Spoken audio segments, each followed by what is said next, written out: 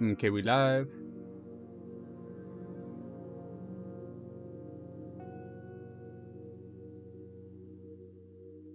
Now I'm pulling up all my Jane Yuri tabs.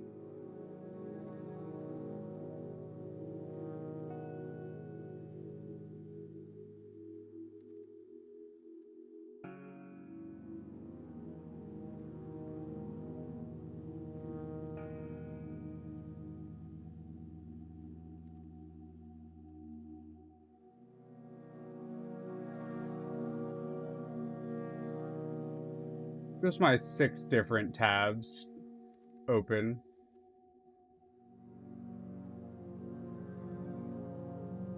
What the heck? There we go.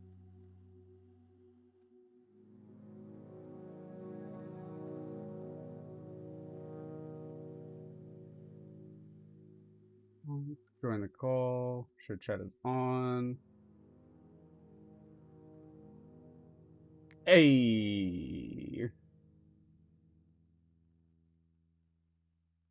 Well, we are here.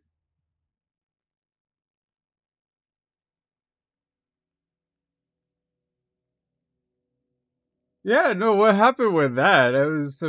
I remember monkey nipples and then nothing else.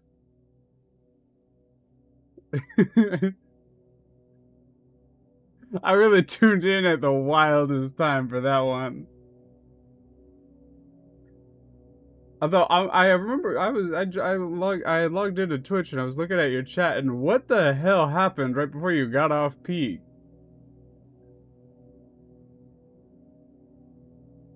I feel like it might be important to know though, right? Like, no? Okay.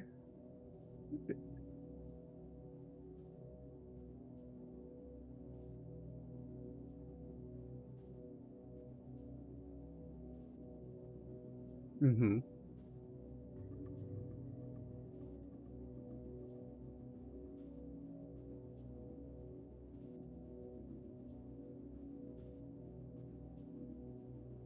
Oh, that fishing game's so fun though.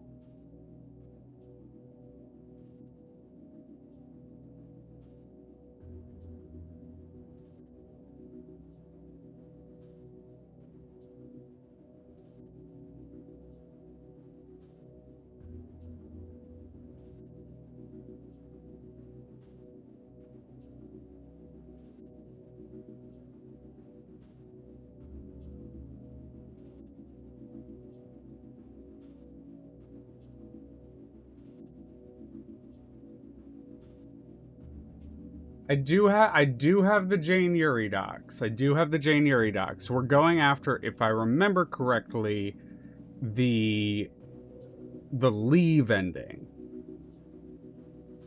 No. That leave is the under 6 hours. We're going for memory. By far the easiest ending to obtain, which is somehow we didn't get this one. We got the promise one. Game is biased towards memory, and it defaults it in the event of any tie between all 3 endings. What?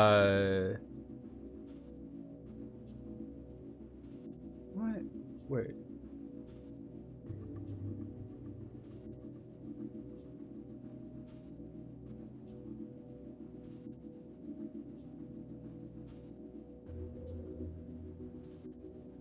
Yeah, I just something that I have read here that contradicts a lot of the other things that I've read before from all the other things is so long as you complete the game under 6 hours, you're more than likely beat the game with this ending. But I thought the 6 hours thing was only for the other ones, and now I have to double check it.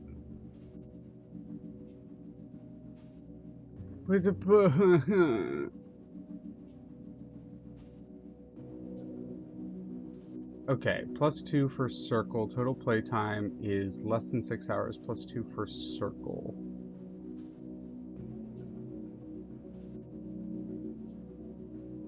Alright.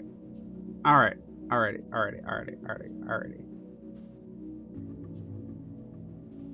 Artifact is the keys ending. Promise. What is with the 6 hours stuff that's here? Okay, I'm going back to the other one. I really do have to go between several different things because they slightly contradict each other sometimes.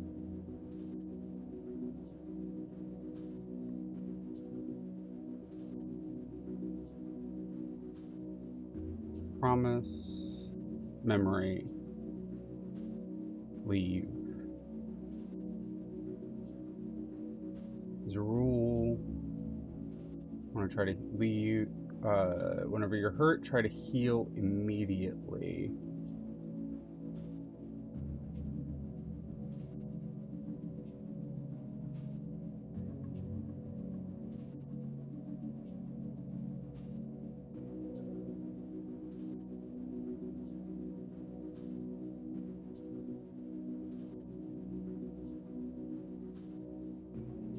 Yes. Yeah. Yep.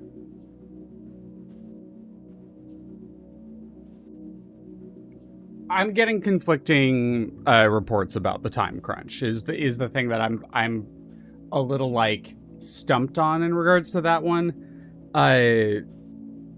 As a rule, whenever you try to hurt, heal immediately, heal frequently, spam interactions on doors you know you can't open 40 plus times, talk to all the NPCs 35 times, loiter on memories on the. I think we're going after leave, if I remember correctly. It doesn't specifically say. It's contradictory about finishing it above or under 6 hours. We just don't want to go above 12 hours, as far as I can tell. We're looking for circle, which is the no, we're looking for. Okay, we are looking for. Oh, okay. I think I'm figuring it out.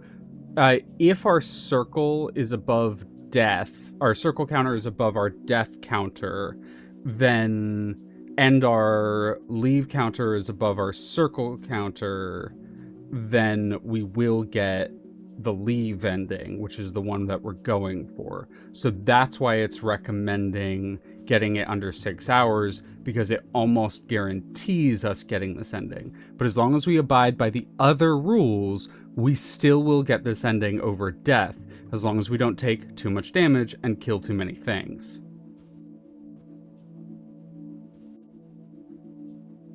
Yeah, I know.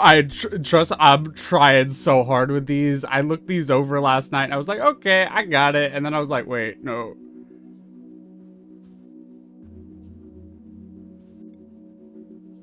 Super valid. Hey, I got the we got options over here, because if you want tunes, boppy tunes, we got boppy tunes over there with Punky.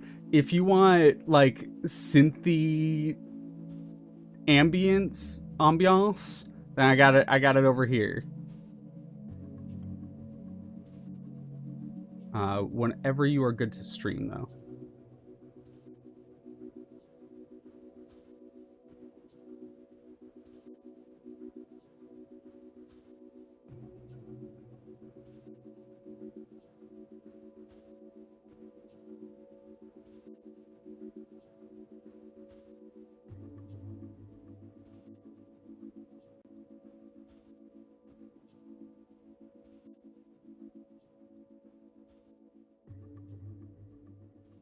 Stream. I gotta hit that pop out. I gotta full screen this babe. Minimize. You give me a quick second while I get the Twitch side up. Starting soon.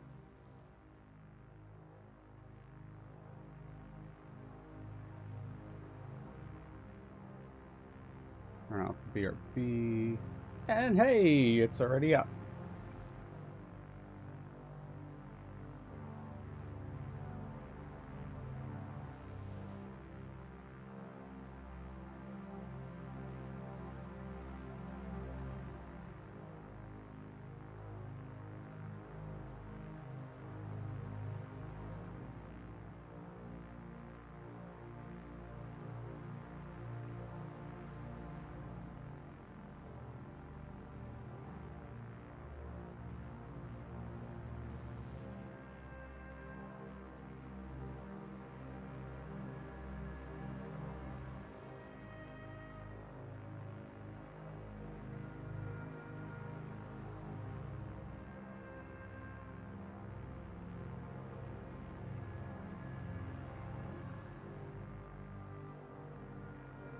What difficulty are we on in the game?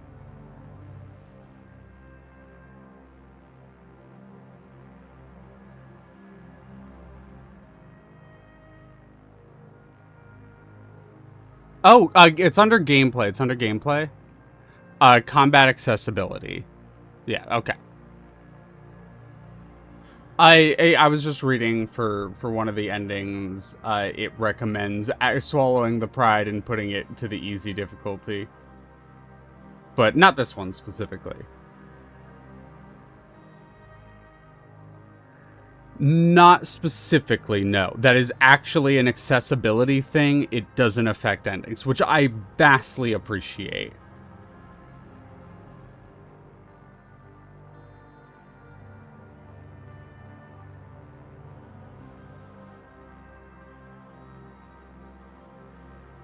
We're not here.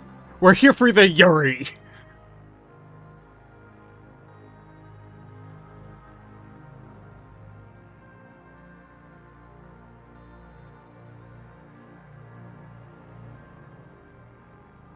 It's so funny seeing it without any sound. It's just, but, oh, okay, oh, see ya.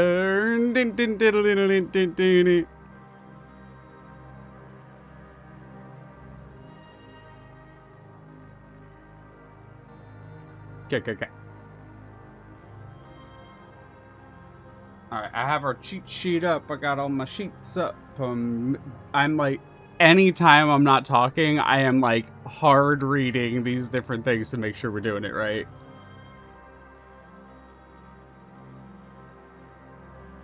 Ooh, you know how to speak my love.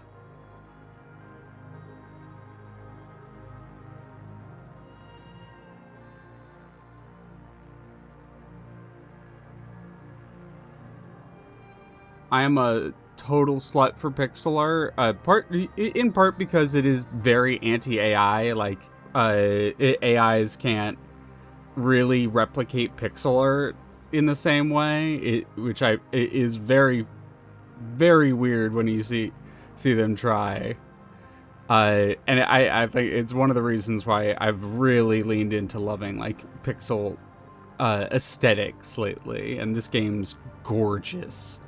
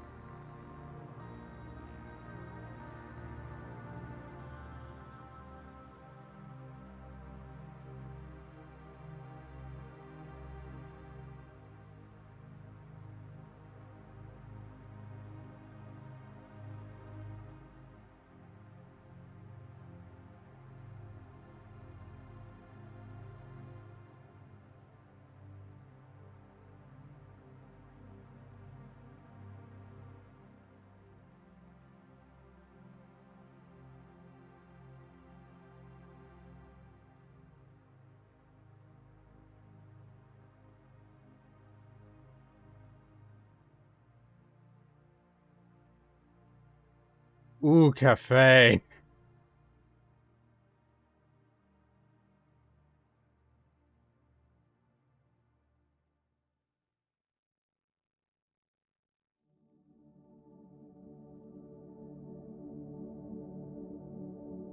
I will put it with 4 words: King in Yellow Yuri.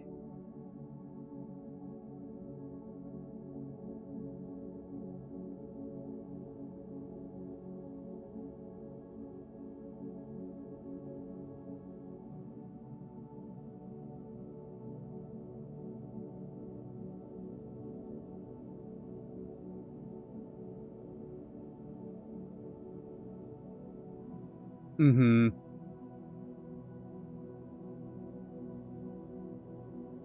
The Queen in Yuri.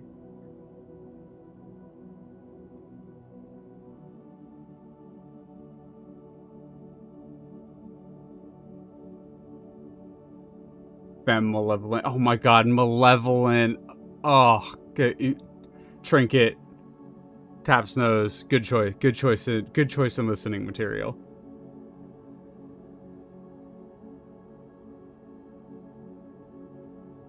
It's not Magnus Archives, but it's damn good.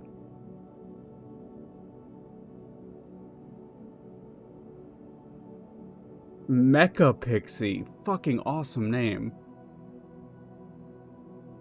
Mm-hmm.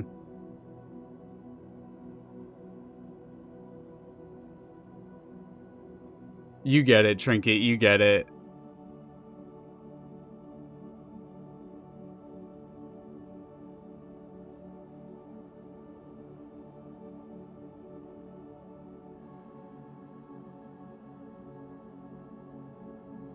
Talk again for me real quick. I have had you muted this whole time. That's not good. No, it's not good. I've been talking to myself as far as anyone in my chat's been aware. Do you remember where the other thing that I needed for the cassette was? Can you look up what room I can look that up for you real quick. What floor are you on for me real quick? I'm on B6, 7, and 8. I'm going between those 3 floors. B6, 7, and 8. Yeah, I can find that for you. You're looking for tape, you said? I have the cassette. I just need to know. Cassette. I have the broken cassette. I need to know what else goes with it. Broken cassette, I believe, goes with.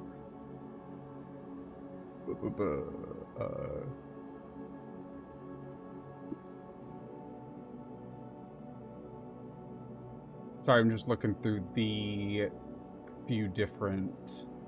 Does need the adhesive tape, which is in. I have the tape. Adhesive tape. What else?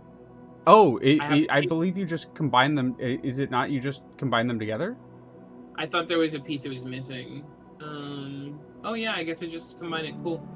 And then I just have to go to where do I play the cassette? I think I play it. The audio tape player, which is broken music cassette, repair patch, lost box, library key. The radio transmitter. It's in the workshop on B6.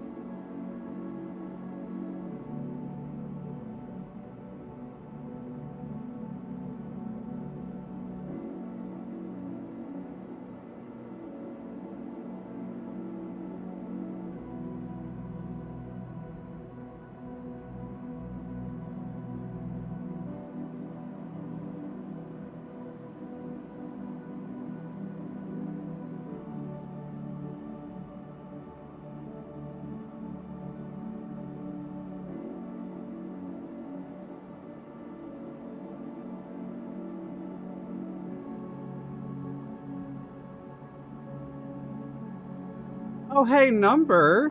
Thanks, Grab.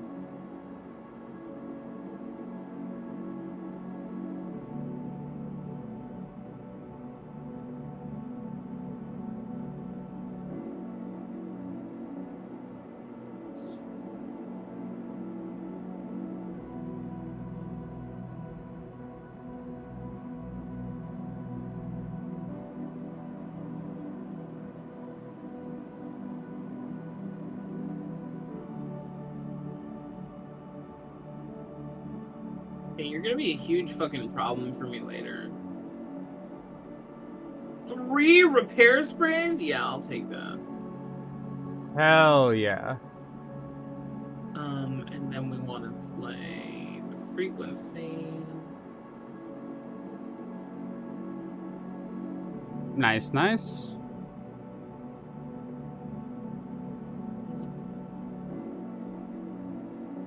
We got the hummingbird key.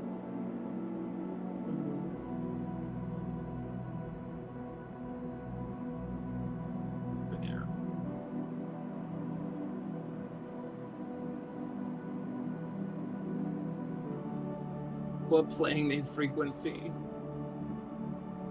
What freaking they play? Library key.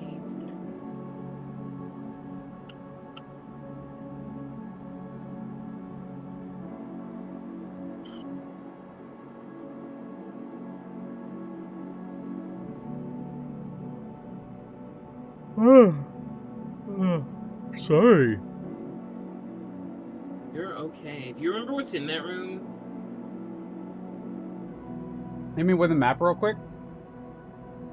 Valia, there's no game audio. Is that on purpose? Kind of, yes. So I am sort of co-streaming with Punky here, and this is very much horror game. We went through the game with a playthrough already, and we're looking for the other endings right now. So we've turned off the audio, and we've turned on some ambient music, because game is spooky, and we're not looking for spooky, we're looking for endings right now. So yes, technically, and right now, the game audio is that way on purpose. What is in the KLBR bedroom? On what floor is this? 8. 8, okay. We got postbox key, SG rounds, 10mm rounds, and 5 KLBRs. Okay, So just the postbox yeah, key? we do need the postbox key.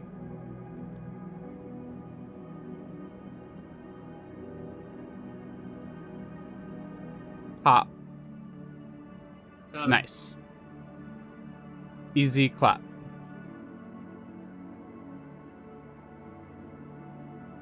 The fan. I was like, what the fuck is that?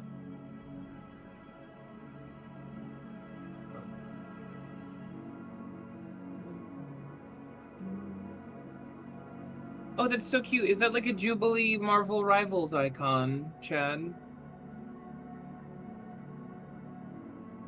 Oh yeah, it does seem to be Jubilee.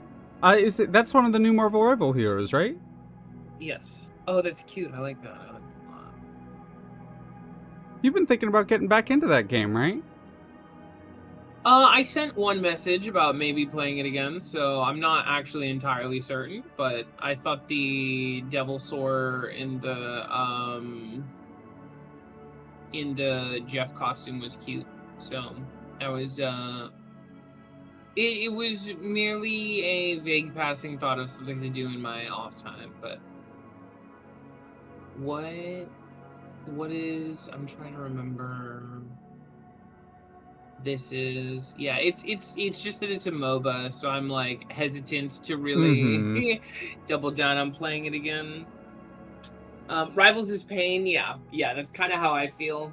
You started a piece of folk recently. Fuck yeah, that's Hell cool. yeah. Hell yeah, hell yeah. I'm currently working on setting up a server, mostly focused around like promoting art and social work and that kind of stuff. So when I get that set up, I'd love to see it. But Punky does have a server where that art could I be do have a shown Discord off. server. This is true. If you're not already in it, you should be in it, especially since we're going to be doing community nights soon. I just need to check something really quick. But I'm fingers crossed, hopefully gonna have a server set up here soon. Oh, I went to the wrong thing. I want to go here. And then I want to go here. Do you looking for something? No, I'm taking care of something on my end. Don't worry. Okay. Just want to double check.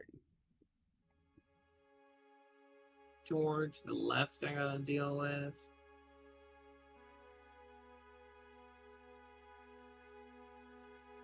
Oh, that's the one where we go down, so I actually don't want to worry about that yet. The post boxes are on floor... Okay, 6, so I just gotta go to 6. Yeah, I don't know. I feel about Rivals the same way I feel about most MOBAs, which is that I really enjoy MOBAs, but you need like a whole team together. And like the thing I don't love about competitive team-based games is that if you do the shit, if you could do everything that you're doing like perfectly, and then you just kind of get bodied because someone else on your team has like bad judgment or just like was caught out of place and like or fed a lane. I'm very competitive, so I don't love it also, like, it doesn't promote team, like, I just don't feel like the game is made in a way that promotes me, like, working with my friends in a way that's, like, really fun and healthy. And I feel like most of the time I play them, people get frustrated, and it's just not worth it, so. The only thing is there are very few commanding poses, basically the same pose as Falk's poster. Oh, gotcha. Yeah, I mean, that's the thing when it comes down to a lot of, like, stylistic pieces with art is, there are... Humans have found most of the good, like, visual poses to use, so... there's nothing wrong with using a classic, just taking your own twist on it. But yeah, I feel you on that. I struggle with multiplayer games, especially PvP multiplayer games of really any capacity. I tend not to play them in most contexts just because it's not for me. I find myself getting really stressed out, or just don't like who I am when I'm playing them. Yeah. I mean, honestly, it's not even... I don't mind the... Like, I've played team-based games with my friends that I really... Like, I had good times playing... I've had a bunch of good times playing, what is it called? Deadlock. It's just that a lot of the times the other team is shitty. And so I just don't want to deal with the other team being, like, shitty people saying slurs and stuff, you know? Yeah. It's not worth it. The game is not worth... It's not fun enough that it's worth me dealing with that. You know? Yeah. I don't like being super competitive. Oh right. You could. If you don't want to do this one, I do have these. It takes like 2 seconds. I can figure it out. Yeah. Over, up, over.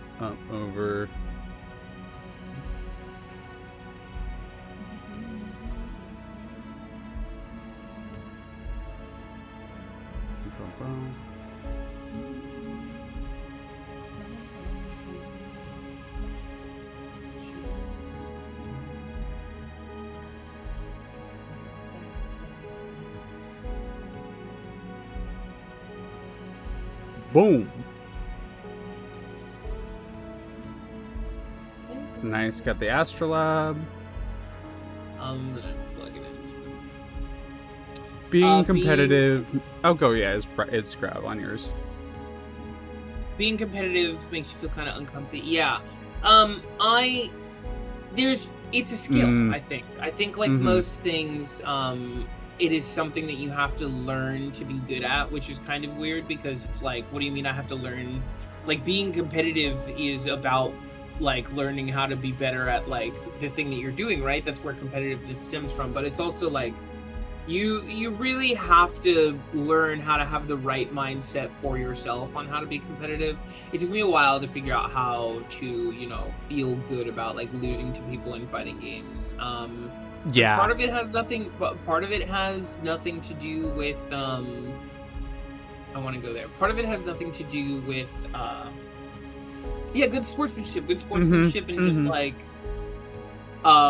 you have to, like, really respect yourself, like, learning to grow in a thing and understanding that both sometimes you're gonna lose and, you know, like, how good you are isn't determined by the person you're playing against, right? Like, sometimes somebody's gonna beat you and they're not gonna be better than you, and you, like, that's not a huge deal, you know? Like, it's fine, because that was my biggest thing. There's what? Is it still here? Yeah, it is. Okay. For me, my biggest thing is I will play people that I know that I'm better than, and I will lose, and then it makes me frustrated because I'm like, what the fuck is going on here? And that was the biggest thing for me to get over, because it's like, I know everything I did wrong. I know this person is playing brainlessly, but I am losing because I'm getting tilted. I am very much in the, like, I'm still overcoming this. I very much am not there yet. Outside ring is, let me just help you out with this real quick. Outside ring is good where it was. Middle ring wants to be at your 10 o'clock. Like that? Other way, yeah, there you go. 10 o'clock, and your inner ring wants to be at your 4-5 o'clock. The time signatures are not helping me. Okay, sorry. That is correct, though. That should be correct. Okay. I just needed, like, a direction.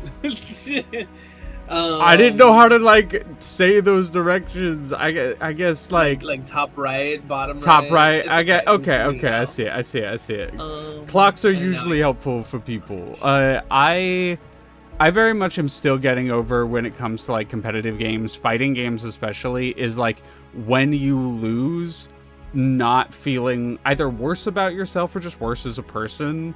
And like I know that's a silly thing to say, but it is really it's one that I never really had practice with. I never got to play fighting games with people or like PvP games with people growing up. So like I didn't get to them until people were already good, and then love to trash talk in them, and I really struggled and still kind of struggle overcoming that hill. Losing at locals is still losing online. Yeah, that's kind of the other thing, is that like on like net play has like trashed like the just vibe for playing fighting games in general, because I think people playing fighting games online are the biggest fucking like phony ass motherfuckers in the world compared to like playing them in person. There are people who you will play online who will like just barely win, and then they'll be like the biggest sack of shit. And if you play them at a local and they beat you, they'll be like the nicest person ever because they're fucking cowards. That's like a lot of fucking people. It's also way easier to demonize people when you're playing online and you don't have like a face to the person on both ends, right? So if you're getting a little tilted, it's really easy for you to like turn the other person into like a monster who is like a giant sack of shit. And it's also really easy for the other person to do that and to start just being like super nasty, right? Playing at locals usually is chill because you know the people who are motherfuckers, and then you just don't play games with them because people don't like them. And people go, that person's a motherfucker, don't play games with them. And everyone goes, okay. It's a lot harder to be evil to a person that you can physically see is another human being with thoughts and feelings than it is to be mean to pixels on a screen. True. Correct and true. There are still giant sacks of shit at locals, don't get me wrong.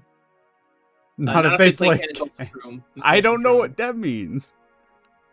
All right, what's the deal with Ken? I feel like I see people complain about Ken a lot.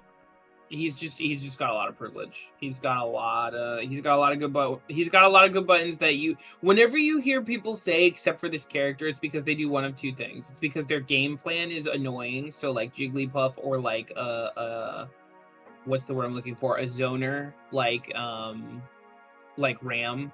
I mean, Ram's not a good example. Ram and Zerd, or like Dizzy and Zerd.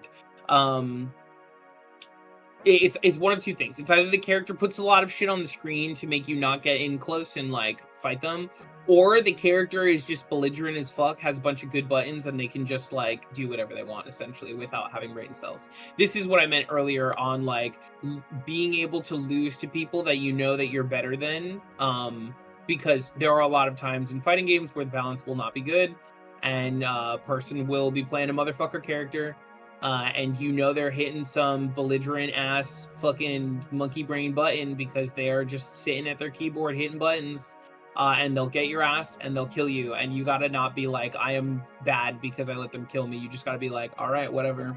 I also forgot to hit our kill counter for killing someone earlier.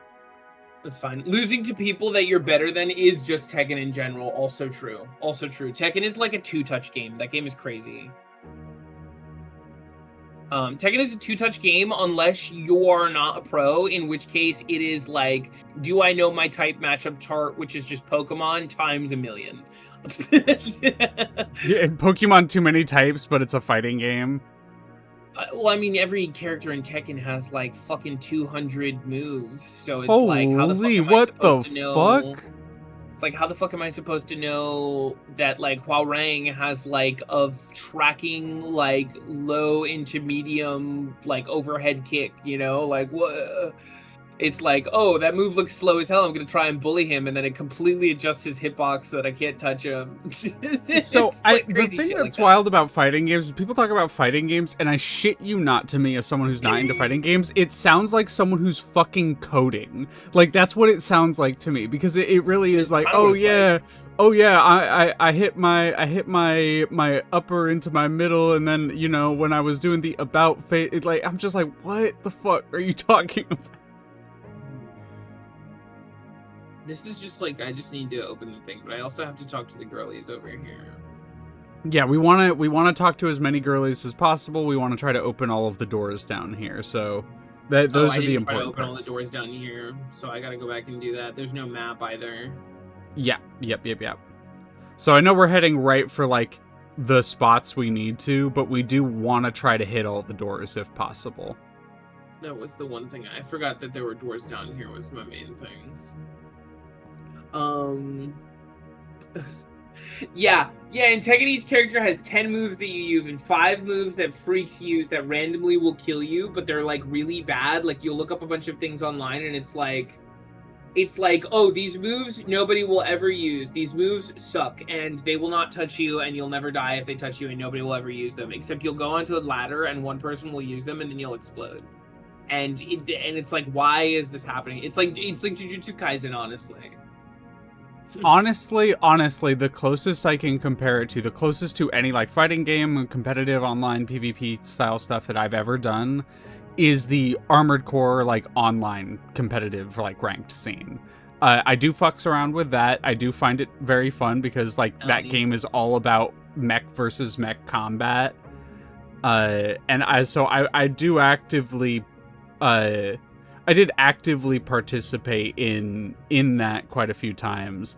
And to me, that just like the way you're like, oh, I'm gonna pull out the fuck you move that just kills you instantly, feels like there's some builds where it's like, oh yeah, this trash tier weapon, it does a lot of damage, but it's like really hard to set up. But then when you fight someone who actually like knows how to use that weapon, whips it out and just fucking murks your entire build with it in like 2 shots, and you're like, oh well, I guess that's not a shit tier weapon. It's less that, because I think in Armored Core you can pick a shit tier weapon that you can learn how to use well. In fighting games, there are shit tier moves that you cannot learn how to use well because they are just always bad, and like at the highest tiers when people's reaction times are good and they've put a lot of hours into the game, you could just obliterate someone for using that move. But the problem is, it's exactly like Drowsy said. Sometimes you'll run into fucking John Gamer 69, especially online. You'll run into John Gamer 69 whose 6'7".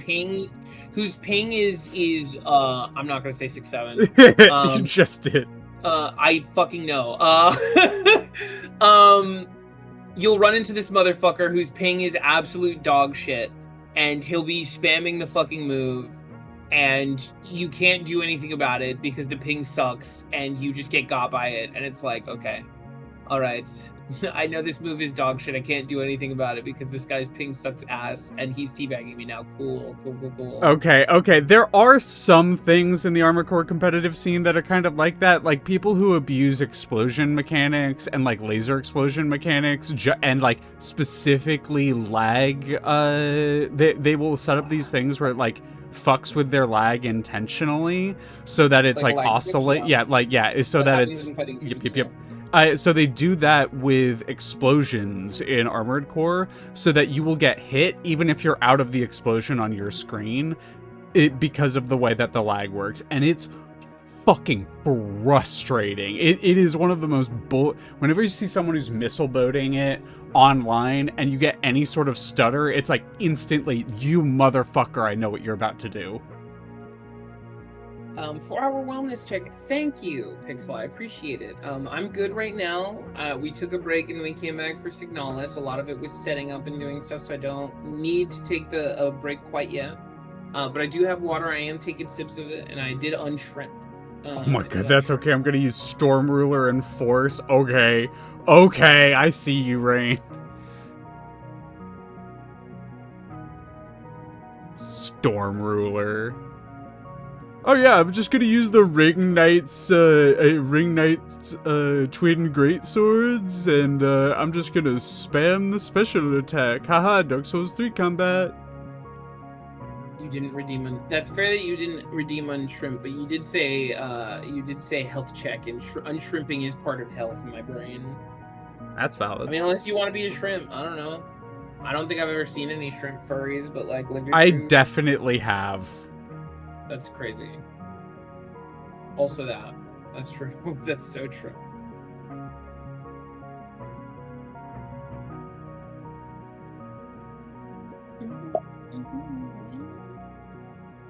Yeah, like fighting games, Ken is one of those motherfuckers where he'll throw you into he'll get you into the corner, and then he'll just be playing you'll be playing Street Fighter. It's like on Wake Up you have you flip a coin. Like he throws you into a 50-50, and either you win the 50-50 or you lose it and go back into the blender. And you just do that either until you die or until you don't die. And if you don't die, then he has an extremely advantageous position to be able to do it to you again. And that's why people hate him. Because he doesn't really need to do a lot to get you into a bad position and then to just kind of fuck you over. Grav, can you allow that message for me? Would shrimp be classified? Okay, so the thing with like scalies is like, as far as my understanding goes, is that like scalies are still furries. Furries is just like a general catch-all tag now, and I don't necessarily agree with that, but that is like by most. It is exclusionary. It's just something that like my very, very in the community furry friends will just go, everyone who has sort of like an animal sona is technically a furry, and I don't necessarily fully agree with that, because it just seems kind of weird. But then you start arbitrarily drawing lines like, oh, is it just that anyone that's a reptile isn't a furry now, you know? Yeah, it's like, what about mods? Mods look furry, but they're technically scales. So are they scalies? Like, it breaks down with mods, I think. Mods are really where I'm like, well, what the fuck do you do there? Octopus as well. It's like, where the hell does that land?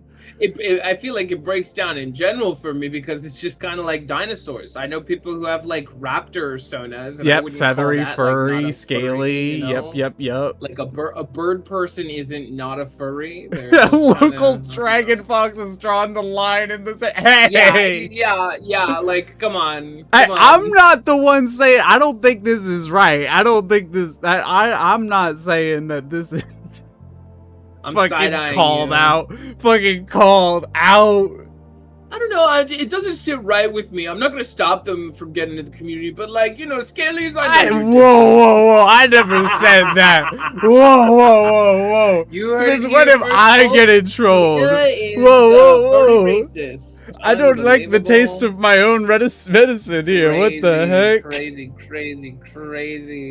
This medicine tastes real bad. Where did it come from? Thalia? What the fuck?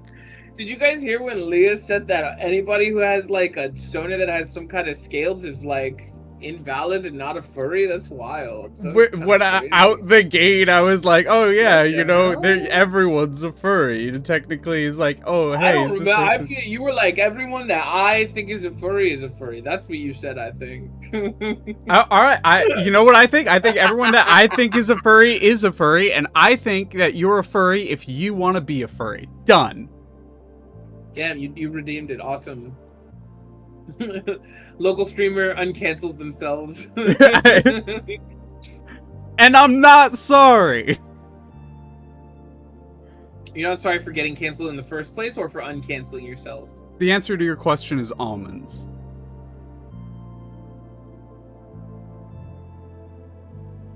Yeah, no, also to go back to what you said, Grav, before we hit the furry cancellation arc.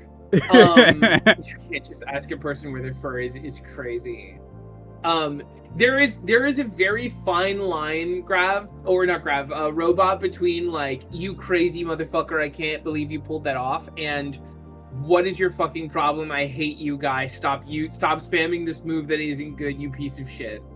There's a hand here. There was not a hand here last time. Oh, I think you're right. So maybe we're on a different. In there last time. Maybe we're on a different track. That makes me upset that there's a hand there this time. I can't tell if Punky knows that you redeemed Get Up and Stretch. You know what? Oh! I will get up. Know. I will get up I and did not stretch know. for you. Thank you for calling that out because I did not realize. Wow, I can't believe Punky just ignores her chat like this. What the hell? I'm shaking my damn head because you know I more than anyone pay attention to my chat. Not me, so hyper fixated on my Pokemon game, I missed a whole ass raid because I didn't have alerts set up properly yesterday. That's Who the hilarious. fuck would do that? Not me.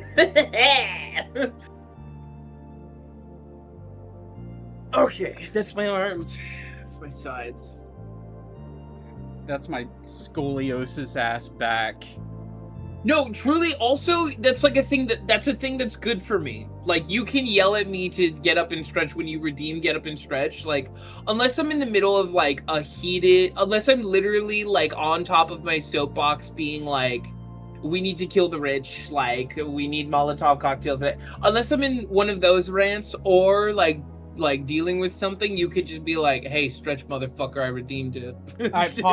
Pause real quick. I just got hit with the tarot card. Difference between the decks. So, the 3 decks that I have easy access to right now are the Archon deck, the Wild Unknown deck, and the Druid deck. Druid deck is a little bit more nature-y. Archon deck is a little bit more, like, mystical-y. And Wild Unknown is more like space-y. Which one you want? I have a Sonic one, but I also don't do readings. I am fully in the, like, I think I only like to read from decks that I get gifted, and I think getting gifted decks is, like, the most meaningful way to receive and interact with tarot. I'm going to be shuffling it. I've been shuffling it since I read Druid, so you tell me, like, when I see your message in chat, I will read it for you, and you just tell me when you're ready. Or like when you're in the middle of canceling your breakfast call and Scaly's invalid. Ready, okay. Top or bottom of deck?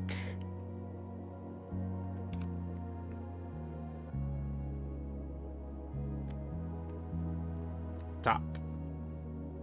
Oh, okay. Alright. Let me do my quick... I have readings of these cards that I inherently do, but I also like to look up what the, like, individual decks read is, just to kind of compare and interact with them kind of individually, because each of the decks has a little bit of a different read. What you got is King of Pentacles upright, which is... It essentially means, like, an improvement of some kind is coming your way. You will find command or control of something in your life that has been out of control. You have an opportunity to improve your life in some way or better yourself, maybe bettering the people around you. Maybe it's like a financial thing. Maybe it's like an emotional or like a support, like a community thing. But you in some way will either find yourself within or in command of or a part of a community or a situation that you will have the active opportunity to improve or benefit from. It usually represents kind of taking that responsibility unto yourself, and it's kind of the fine, I'll do it myself version of it, like in card form. It is you taking onus over your own life. And that is, the cards are either telling you that you should do that, or that an opportunity to do that is coming your way. Or has recently come your way. Because we're in single card reading, so it could be recent past, present, or near future.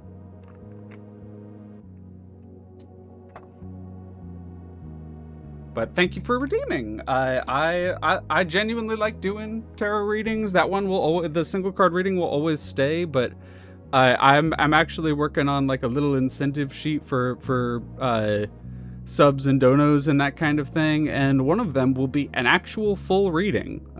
So if anyone is ever interested in that, that'll be something I will offer in the future. Been really enjoying doing that online a little bit, but thank you for your patience, Punk. Where are we running around to? I'm just doing the stuff that we do on these floors. I've gotten the wedding ring. I didn't get the wooden doll upstairs because my storage was full, but I can get it in a second.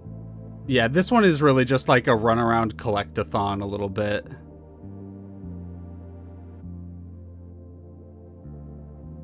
Yeah. I kind of had a weird relationship with tarot cards growing up. My mother loved using them, did a lot of readings on me, and I got kind of weird about them, like, because they were kind of used in a controlling way on me. But when I got older, I started to interact with and learn a little bit more about, like, my Roma heritage and that kind of thing. And that is when I was gifted my first tarot deck. And ever since then, I've been pulling cards either for friends, very rarely for myself, but usually for other people. And pretty much anyone I've ever read for tells me that they appreciate the reading in some way. A lot of people have told me that I got you. And I really enjoy doing it. So this one is...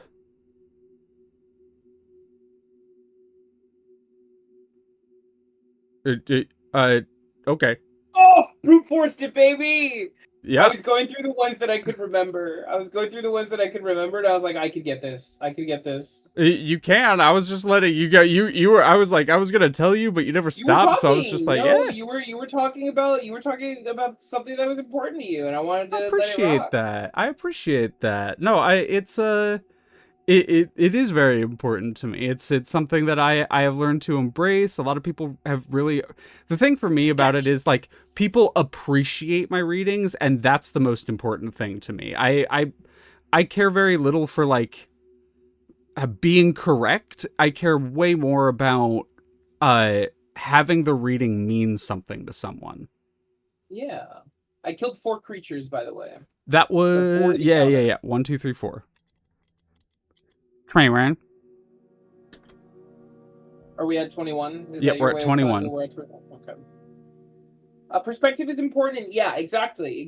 I think, like, there's a healthy way to appreciate tarot readings, and there's an unhealthy way. The unhealthy way is, like, feeling as though your fate has been determined and that is everything. And the healthy way is this lends me guidance and perspective, right? Yeah.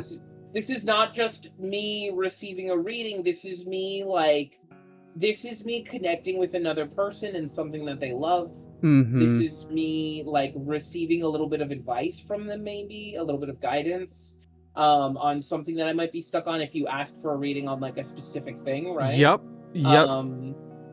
There's... Go ahead. Throwing a rock at you. I was pretty much done. I was rambling. I think it's more about the way that you read the reading, right? Like how the reading hits you, how it makes you feel, what you get from it, what you connect. A lot of readings are intended to be a little bit broad and to kind of give you a variety of things to kind of choose from or think about or reflect upon. And it's less about, again, me being correct in a reading and far, far, far more about how that affects you as the listener and what that makes you think about as the listener. And I think that's the part that I think is very special when it comes to tarot, is it's a way for you to connect to people that you otherwise wouldn't have an ability to connect with, or a way for people to open up to you that in ways that they otherwise wouldn't open up to you. I've learned a lot more about my friends that I've done reading for, doing readings for them, than just like hanging out in a lot of contexts. Yeah, I think that is something that I think is really beautiful about it, and it's kind of exactly what Trinket said, of like, you're welcome to take what vibes you want, and you can leave which ones you don't, you know?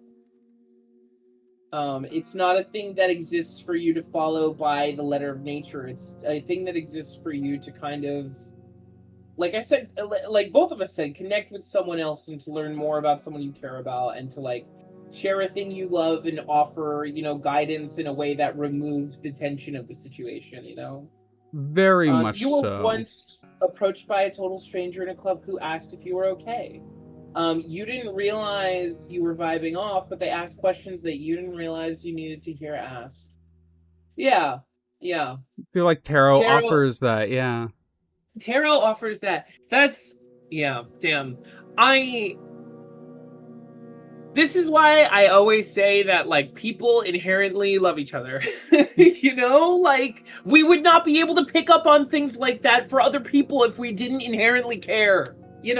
Like that's It not something you read on someone intuitively on accident and like care enough to ask if we by default are not caring creatures who want to connect. Like that's the shit. Taoism offers a Taoism offers a really really interesting. Oh, I got you really quickly. Yeah. Triangle is 1 2 1 2 3 4 5 1 2 6 7 8.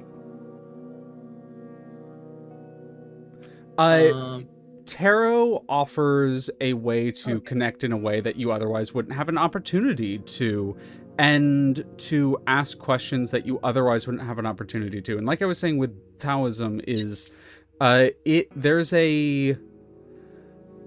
an anecdote in Taoism called the baby in the well, where three people, a criminal, a criminal, I think it's like a traitor, and a philosopher are walking along the side of the road, and there are a few different anecdotes with these three, and they hear a baby crying from a water source nearby, and they all instinctively run to it. And that is shown again and again and again in humanity. There is a desire to care about your fellow man. And if the person doesn't feel that, in almost every single case throughout human history, it is because that has been in some way either socially or physically beaten out of them. yeah, yeah. Yeah, 1,000,000%. Like we have we this is gonna be a wild thing to say, but it's true. We're animals, we can be trained.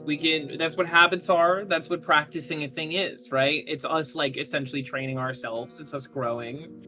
And obviously there's a little bit more complexity to it than that, but it really helps you like put things in perspective when you like understand that, some people, it is not that people inherently like people are capable of unimaginable good and evil, Mm-hmm. and people are taught is getting trained essentially, and Yep. some people are learn to love, and that you can hurt and still love and spread kindness and be a kind person, and some people don't learn that.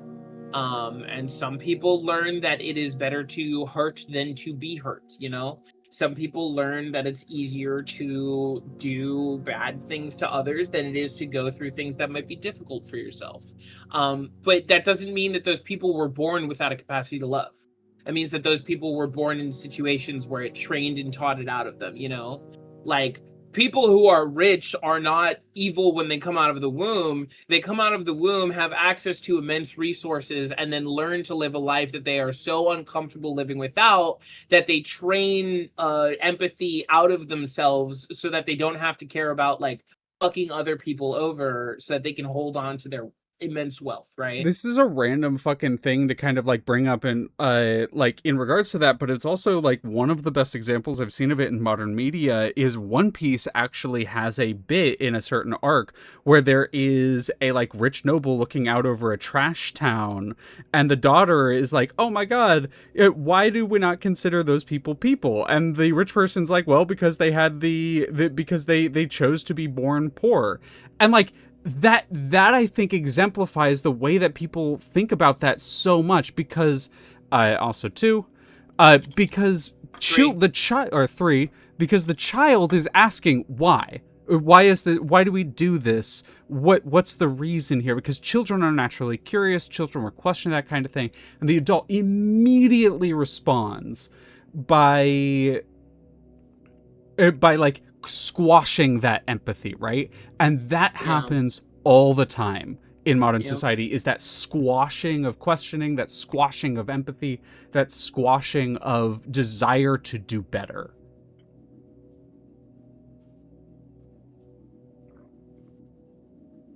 I really didn't get hurt at all. That's crazy.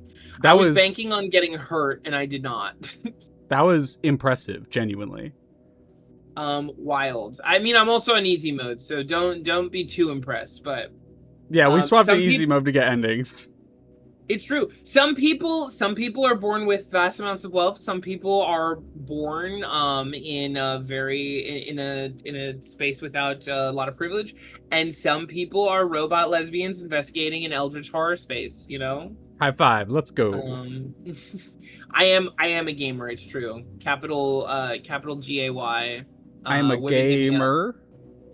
Women hit me up. I need the image of the Discord conversation that some people said, where like the one girl is like, I need a woman to kiss me so fucking bad, and then someone immediately responds, do you think the fact that you're a lesbian makes that any less pathetic? It doesn't.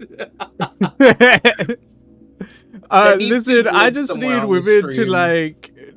women to like fall head over heels for me and just like completely fall in love with me. And okay, that's not what I was saying. I just said, hey, women, hit me up. But you're entitled to that. You can be saying that. I just want to take my flag and move it over to the right a little bit. So that you can put yours down, and that there is a very clear space between the two. Listen, I let my freak flag fly. Women worship me. Oh my god, I'm turning a light on while this happens. I need to turn a lamp on. My room's getting a little dark. Listen, I chose the name of a proto-Greco like mythical muse god for a reason, right? I didn't just choose Thalia because I thought it was a neat name. No, I like to I like to talk. And I like people to worship me, and there's nothing wrong with those things. You can't be talking so much shit on yourself so regularly if those are things that you want to say. Yeah, I'm gonna call you out so hard the next time you talk shit on yourself. Sorry. You can't be like, women worship me, and then like when I'm like, you're a good DM, be like, I'm like fine. Got your ass. You know what? I fucking got your ass. I'm just Punky's mean to me today, yo. Punky's being so mean to me. Sorry, get fucking owned, loser. I am so based. Thank you. I appreciate it. You're also so based, and so is Leah. Yeah, thank you. Zan being over here like, yes, another person to harass Leah about that exact thing.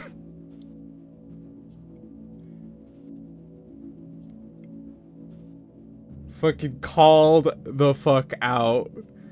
something stepped away for a second. I'm not even surprised at this point. Grav, I have a brand. I think. I'm trying.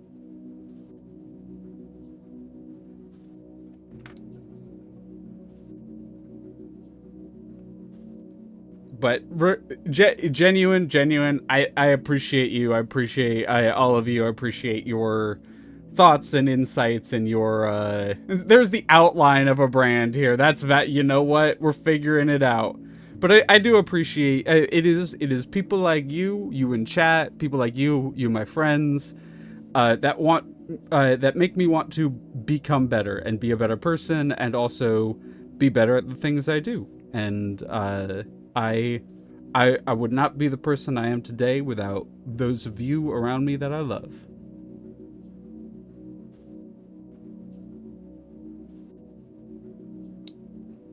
And you, if you hear this, even if I don't know you, I love you, random citizen.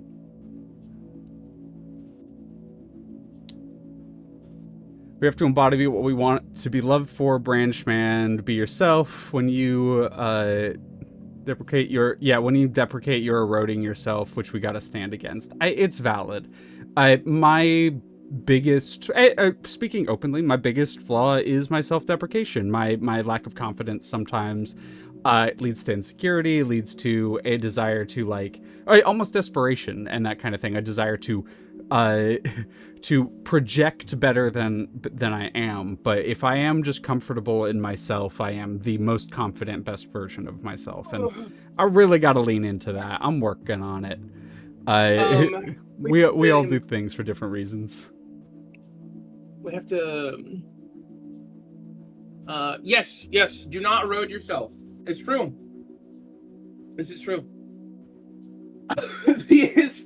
There is the outline of a brand here. Yeah, listen. Yeah. I maybe say and do very specific things on my channel.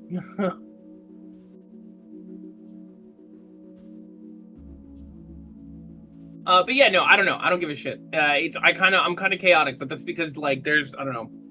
The quote unquote brand here is that we are people and we love each other and we facilitate growth and learning and getting better at the things that we want to get better at.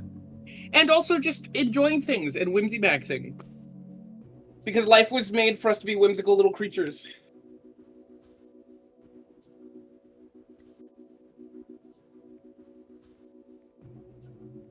I apologize if I interrupted you saying anything. I don't know if I did. Oh no. I was just engaging with the conversation that was at hand, and I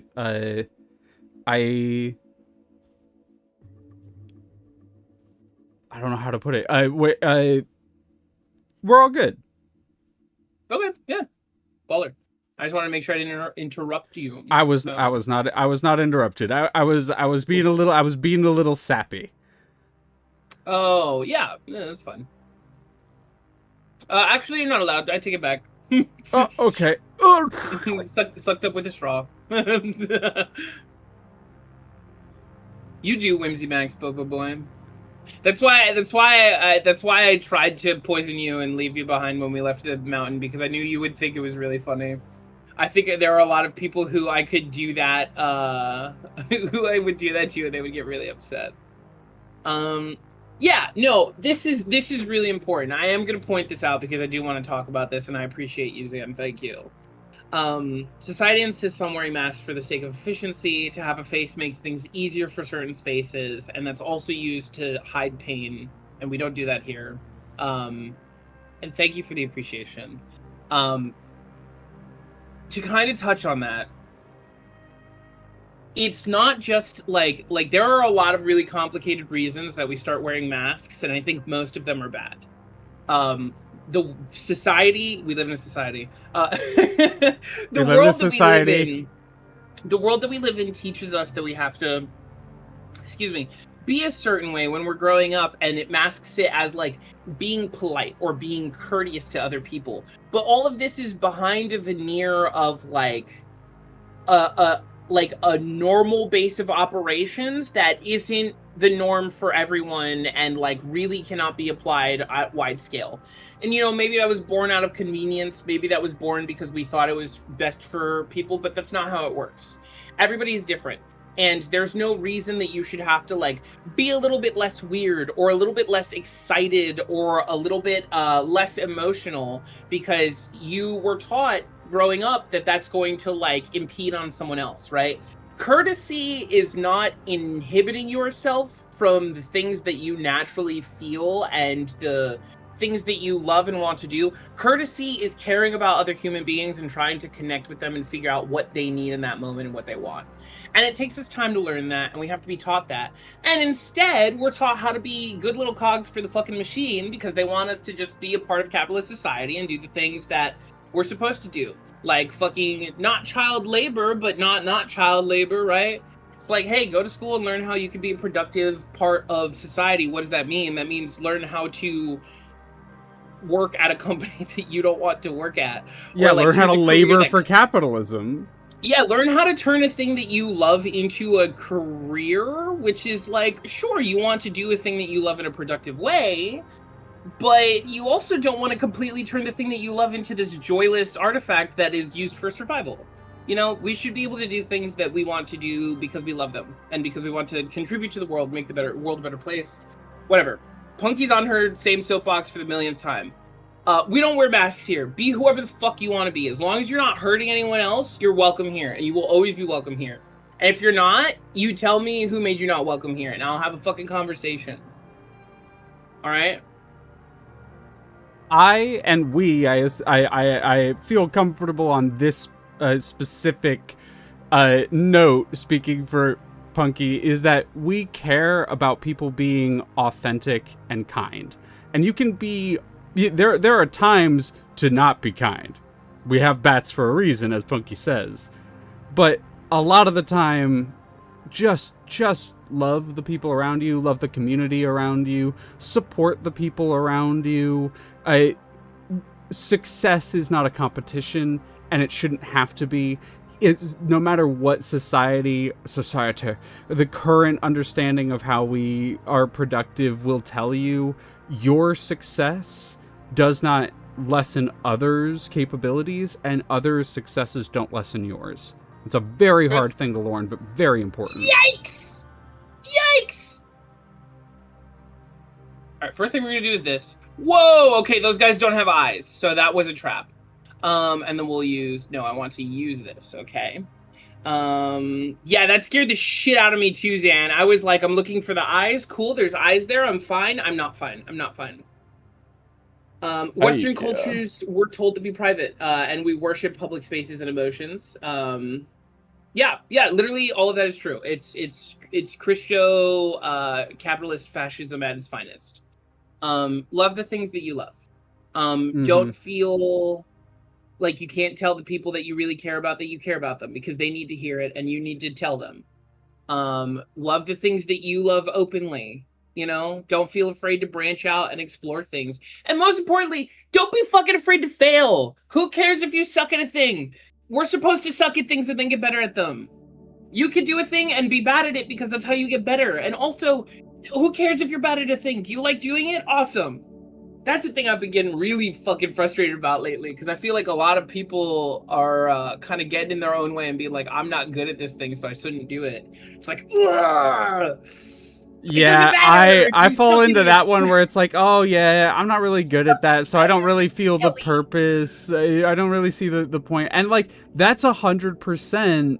So that's 100% the like way. This is not great. That's 100% the way that like our current society is made to make you feel, is that if you're not good at something, you shouldn't do it, because you should only do something that you're good at, that is productive and beneficial and financially lucrative in many ways, right? And like that's so fucking wrong, and that's not how like improvement works. You improve more so the more open you are about your failure, the more you're gonna improve. It's the meme where it's a picture of someone in the front and it's them in the pool, and in the back someone's drowning, and it's yep. I'm talking about what's important. Punky is being stabbed to death right now. This isn't about her. This isn't about her. It's the fucking Leslie Nielsen. Go away, everything is fine. Explosions in the background. I used every healing item I had. You got one more of this repair spray. I see it. Don't lie to me. Good at something is confused for passionate about something. Yeah. Can I keep my dying down? I'm really sorry. I'm really sorry. Yeah, Next we're trying time to listen. I should just die. I should just die and let you keep going. Listen, I've got a nice chill soundtrack on. I'm talking about like love and passion, and you're just in the back here dying. Like, can you get it together a little bit? We can't have philosophical discussions if I'm fucking getting stabbed to death. You know what, guys?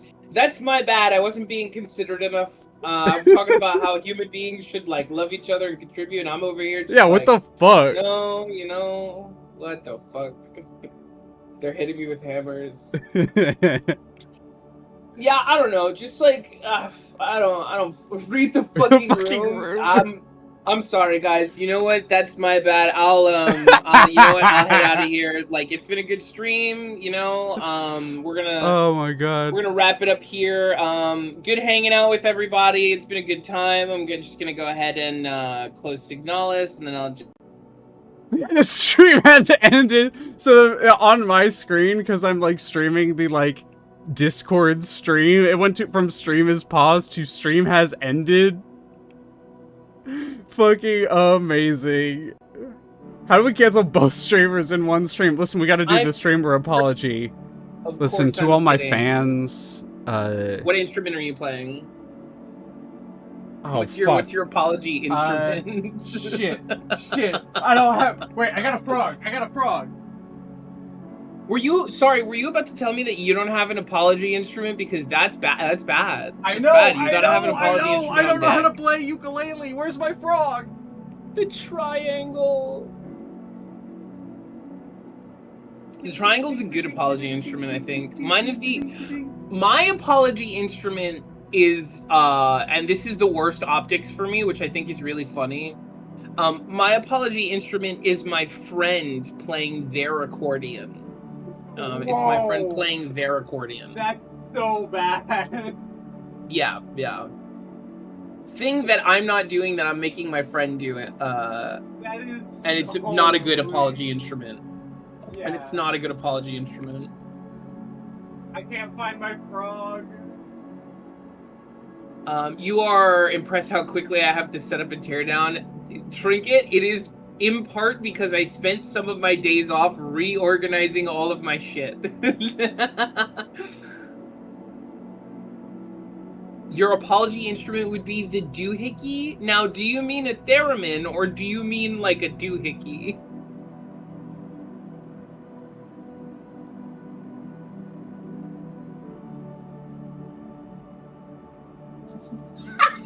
That's really good, Zan.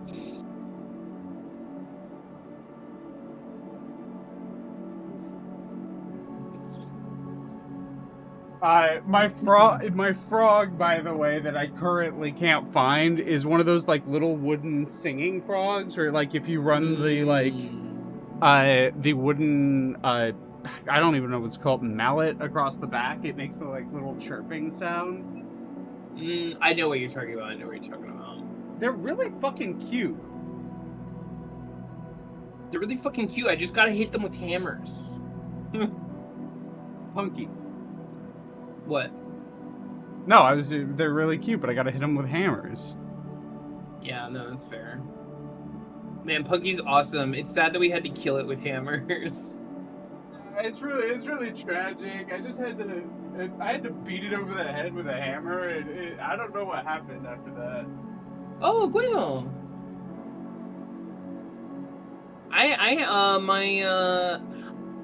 We have one of those in the basement.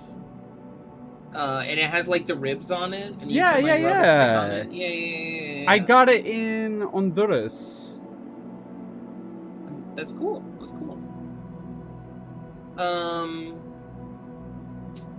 The frog emoji is really good. Frog emoji is really good. Incense over here. There was an island in Honduras that I went to that I spent a few weeks in, and that was one of the things I got, and it was partially because one of the people on the trip picked a bunch of them up for people, and then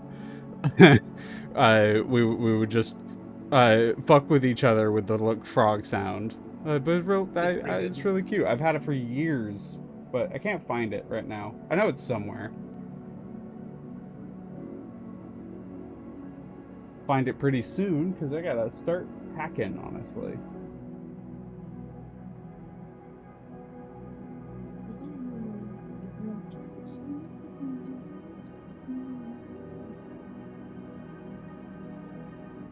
I wish I learned more brass growing up. I know loosely how to play the trumpet. I remember a little bit of it. I definitely can't. Did you load game back up, by the way? Oh, I forgot to restream for you. I'm over here just like chilling. We're hanging out. Just vibing. Don't know what's happening.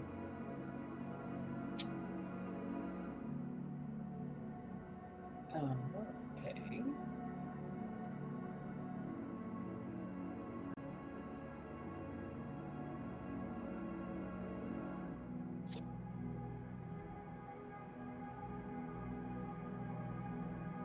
So we need to jump down the pit and fight now, I think. Did we did we did we did the rings. We don't have all the rings, and we don't get all of the rings yet. Yeah, I think we do have to. I'm pretty sure we do have to fight because we have to go down, fight that, get the final rings. We're closing in on the end of this one. Yep. Go ahead. Because it's gonna be a game. I was just gonna respond to Trinket. Oh, I was also gonna respond to Trinket, so we are similarly aligned.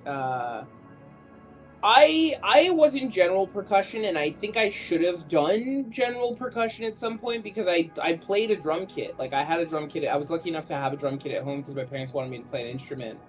And after I dropped trumpet, I started playing drums, which was very fun. And I do still love it. I don't have the kit anymore. I don't play anymore, so I'm very unpracticed. Maybe one day I'll get like an electronic kit and play again, but I wanted to join general percussion because, like, xylophones and marimbas are cool, but really this cool. was, like, part of my previous brain poisoning as a child, which was, like, but they're not, like, I don't know. They're too girly. No. No? It was actually, like, it was actually, like, that's not, like, a... Prestigious isn't the word I want to use, but, that's kind of, like, instrument to learn how to play. It's not showy enough. It's not practical enough. It's also not like as commonly lauded in the same way. Exactly. Yeah, a lot of that.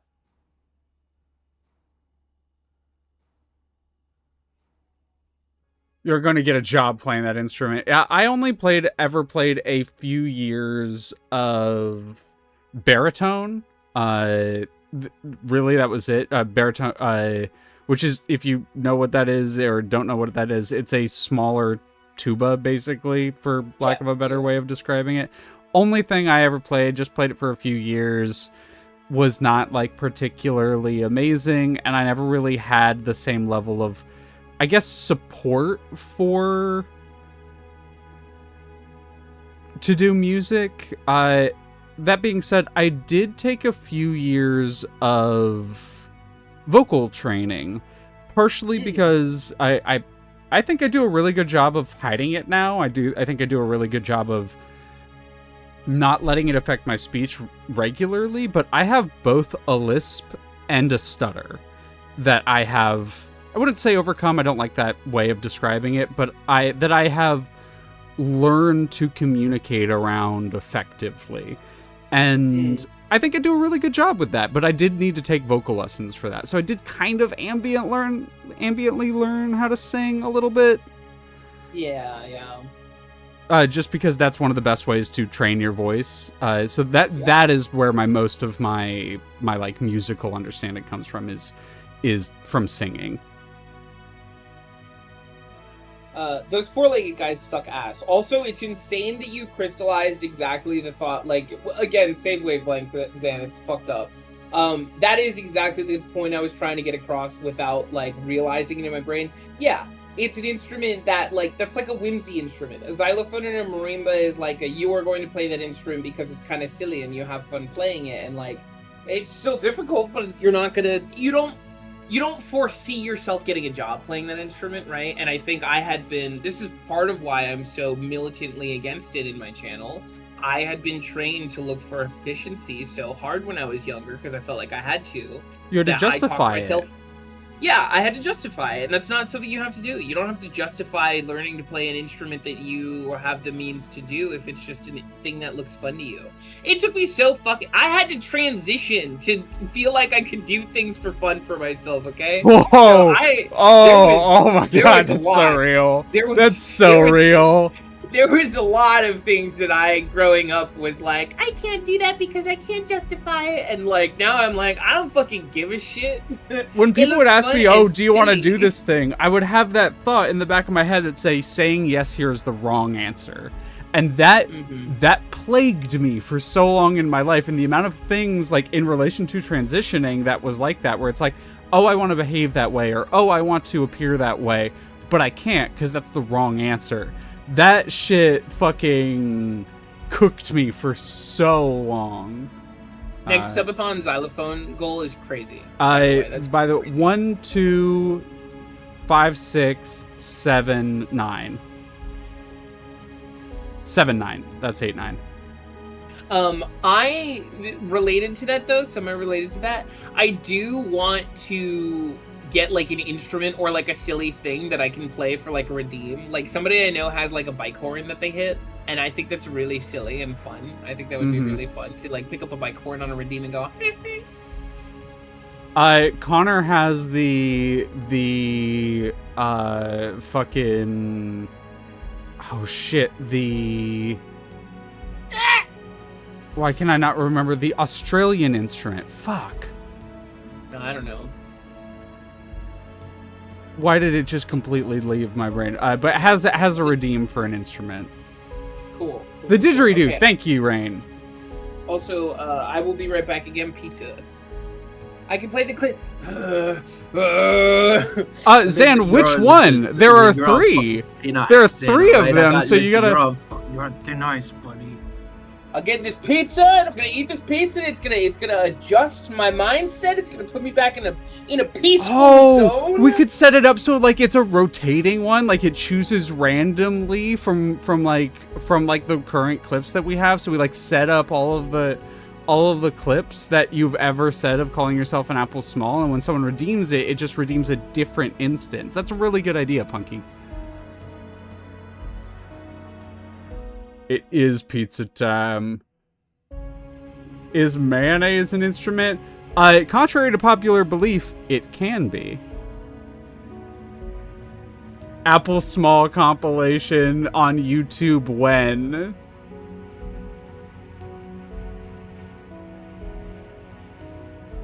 The Apple Small tapes. Yeah, cook it. Roast it. Anything's an instrument with enough whimsy. Listen. If you can make a sound with it, it can be an instrument.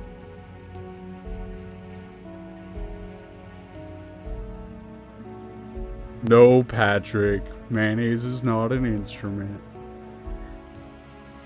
No, mayonnaise is not an instrument.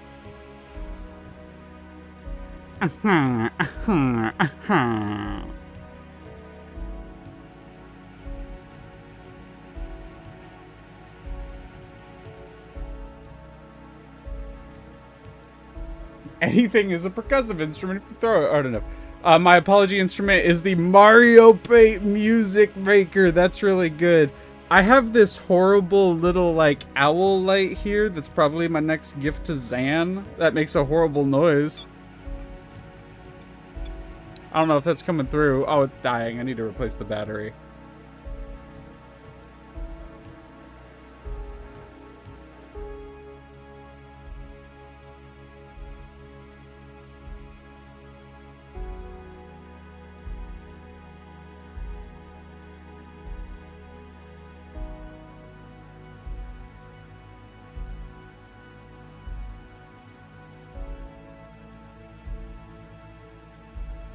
We've been talking about instruments a lot. I'm curious, everyone, what is your favorite instrument? Like, not necessarily to play, but like also to listen to potentially. Like, I know some people have like a real soft spot for certain kinds of, like, I think a very popular one is like certain kinds of saxophones. There are a lot of people that have soft spots for it.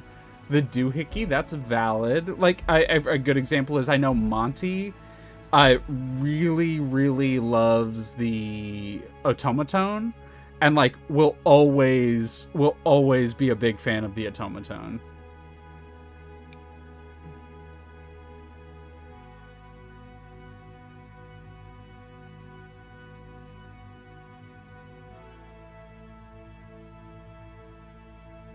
I just like knowing what people's favorite is.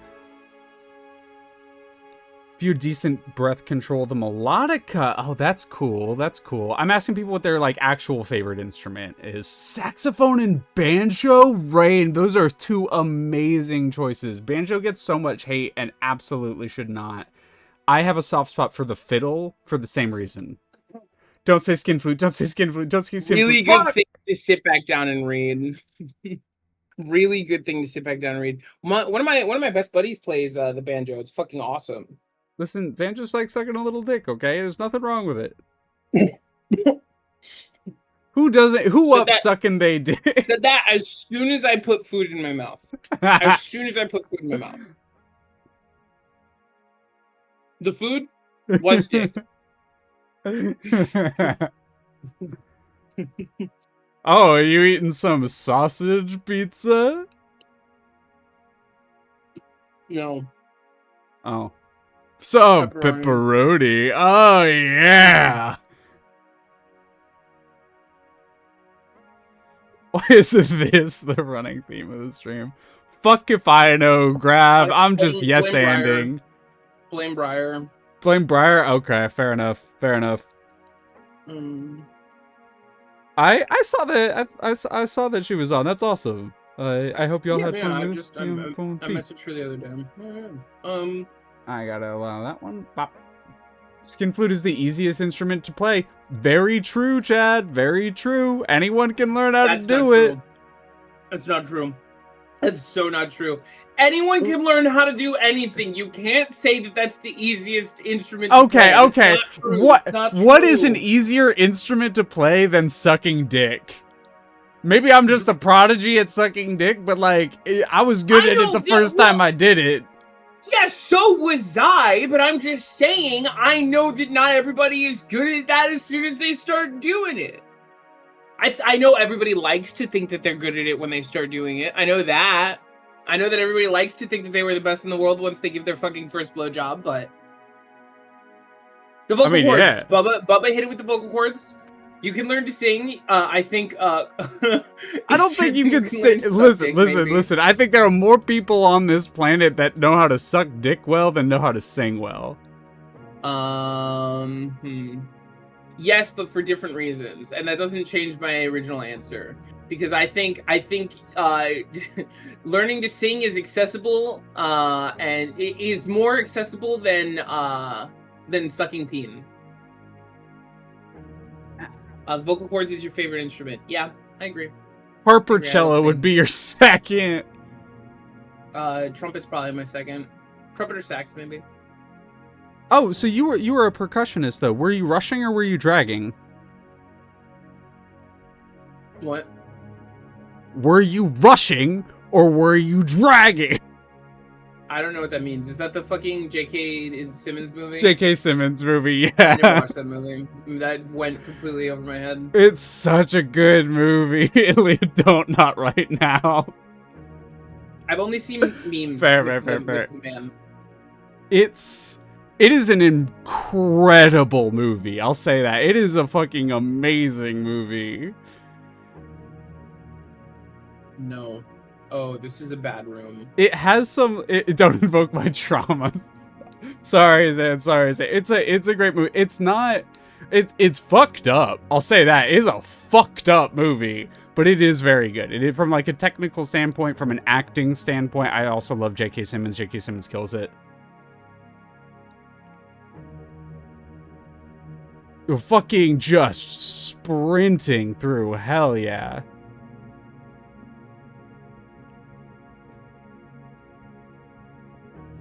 Did we just get really unlucky last time?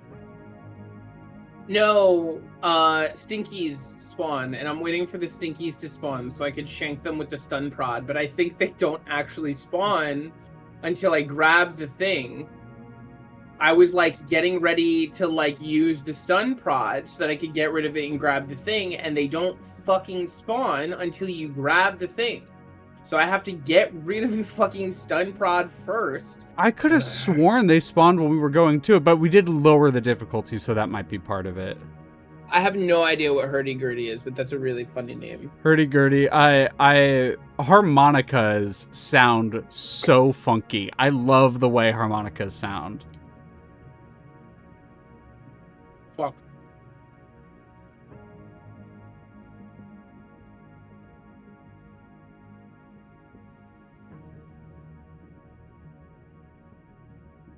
What's that?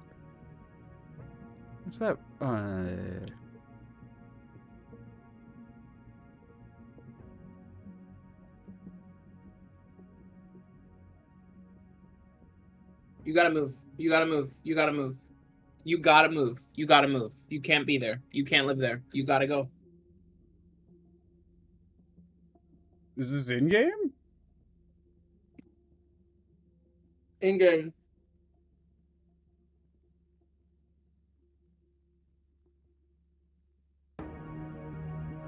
Oh, that's really cool. I need to look that up after stream.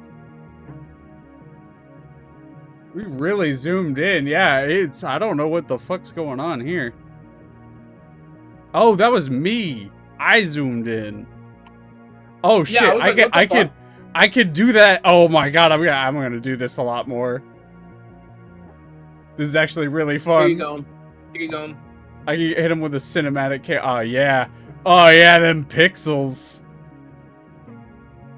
No as cap, soon as you figured out you could zoom, I was like, I know what this. I know what the people. I know what you are. I know what you are.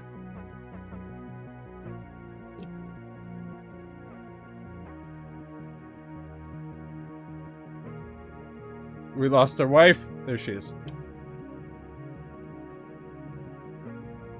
I feel like I've probably definitely heard most in like a lot of instruments that I don't know because of like video game OSTs in general too, right? Like people be using insane instruments for soundtracks and stuff, and I just will like not know the instrument that I'm hearing. I'll just be like, "That's really pretty," right?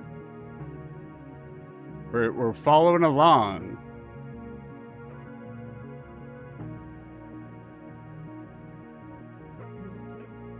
This is peak. Yeah, hell yeah. I didn't know I could do this, so yeah. This is Signalis, not peak. True, so you were playing fucking peak sorry. earlier. I'm really fucking sorry. wrong. I am the stupidity, as I said the other day. No monster? No monster this time? I guess no monster this time. It's like watching cinematic Signalis.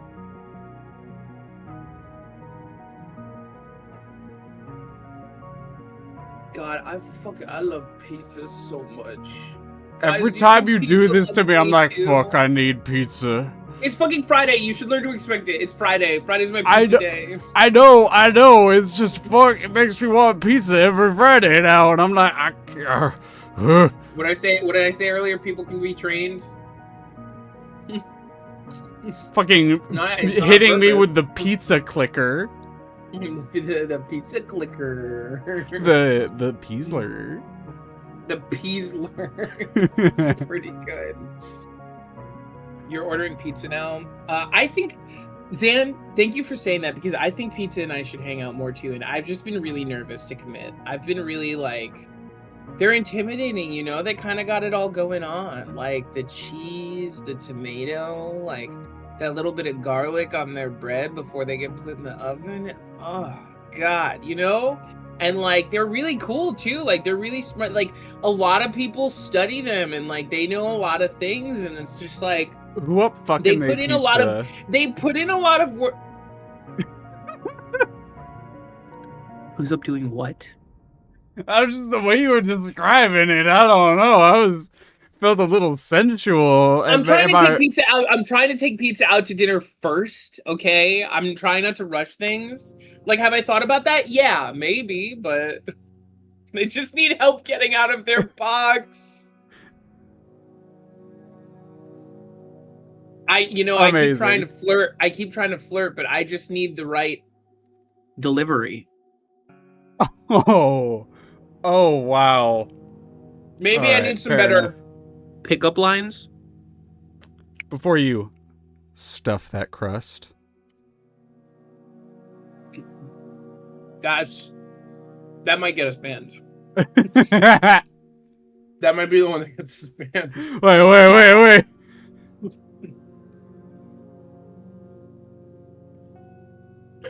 I just like the full punctuation from Grav. Who up, huh? Who up, huh? Honestly, I'm banning you both. Valid. Understandable. Deserved. Have a nice day. That's fair.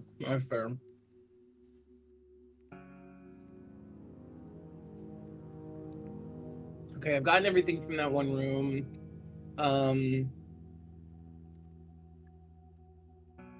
Hold up. Now I gotta get baked. Wasn't there something else I had to do with the Matryoshka? I If the so stream was making any money, it sure ain't anymore. You know what? I wasn't making enough money to fucking survive in the first place, so I don't give a shit. We're here for the vibes, not the Matryoshka money. doll balances out the clippers, which gives us one of the plates. Hmm. It tastes like, give me a second.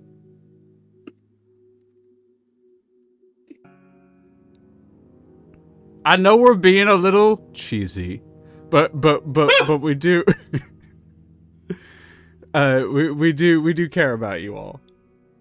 So thank you for being here. I don't know what the fuck. Don't put words in my mouth. They haven't Hey, given me I enough use money. we for myself, /J, okay? /J. I use we for myself. I don't wanna. Apparently, Bunky doesn't care about you all. Woo. It was a joke. It was a joke. Okay, I did need. I was trying to ask you if I needed one more Matryoshka, but my mouth was full of pizza. I misunderstood. Yeah, I thought you were like, we need the Matryoshka to put on the pressure plate, and in my head I was just like, I will have to go there to see if I need one more. No fucking shit. Yeah, okay. The pizza got in the way. I think I have to let pizza go. Pizza's kind of getting in the way of more important things. If you love them, let them go.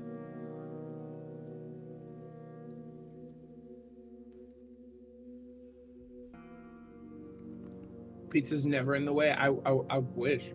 Pizza got me acting up. I had a lot of thoughts that I tried to stitch into a funny joke that just didn't make it. But just know that there was a line there for something really funny that I couldn't find.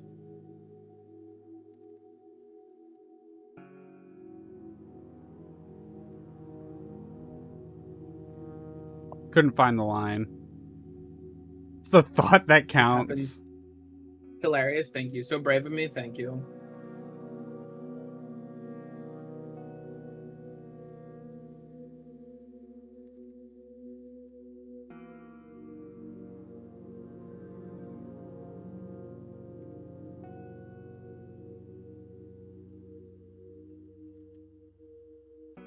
Hey, Leo. Yo. Can you add one to the counter? You got it. Fuck you.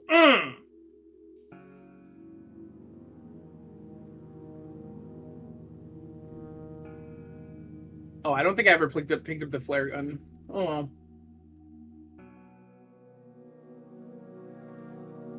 I do have a map for Nowhere, by the way. I don't know how helpful it will be, but I do have a map for Nowhere as far as, like, where you can find the Matryoshka dolls. The problem is, I don't know which ones you've found so far. It's okay, I have the map in my head. Just that good. I mean, yeah.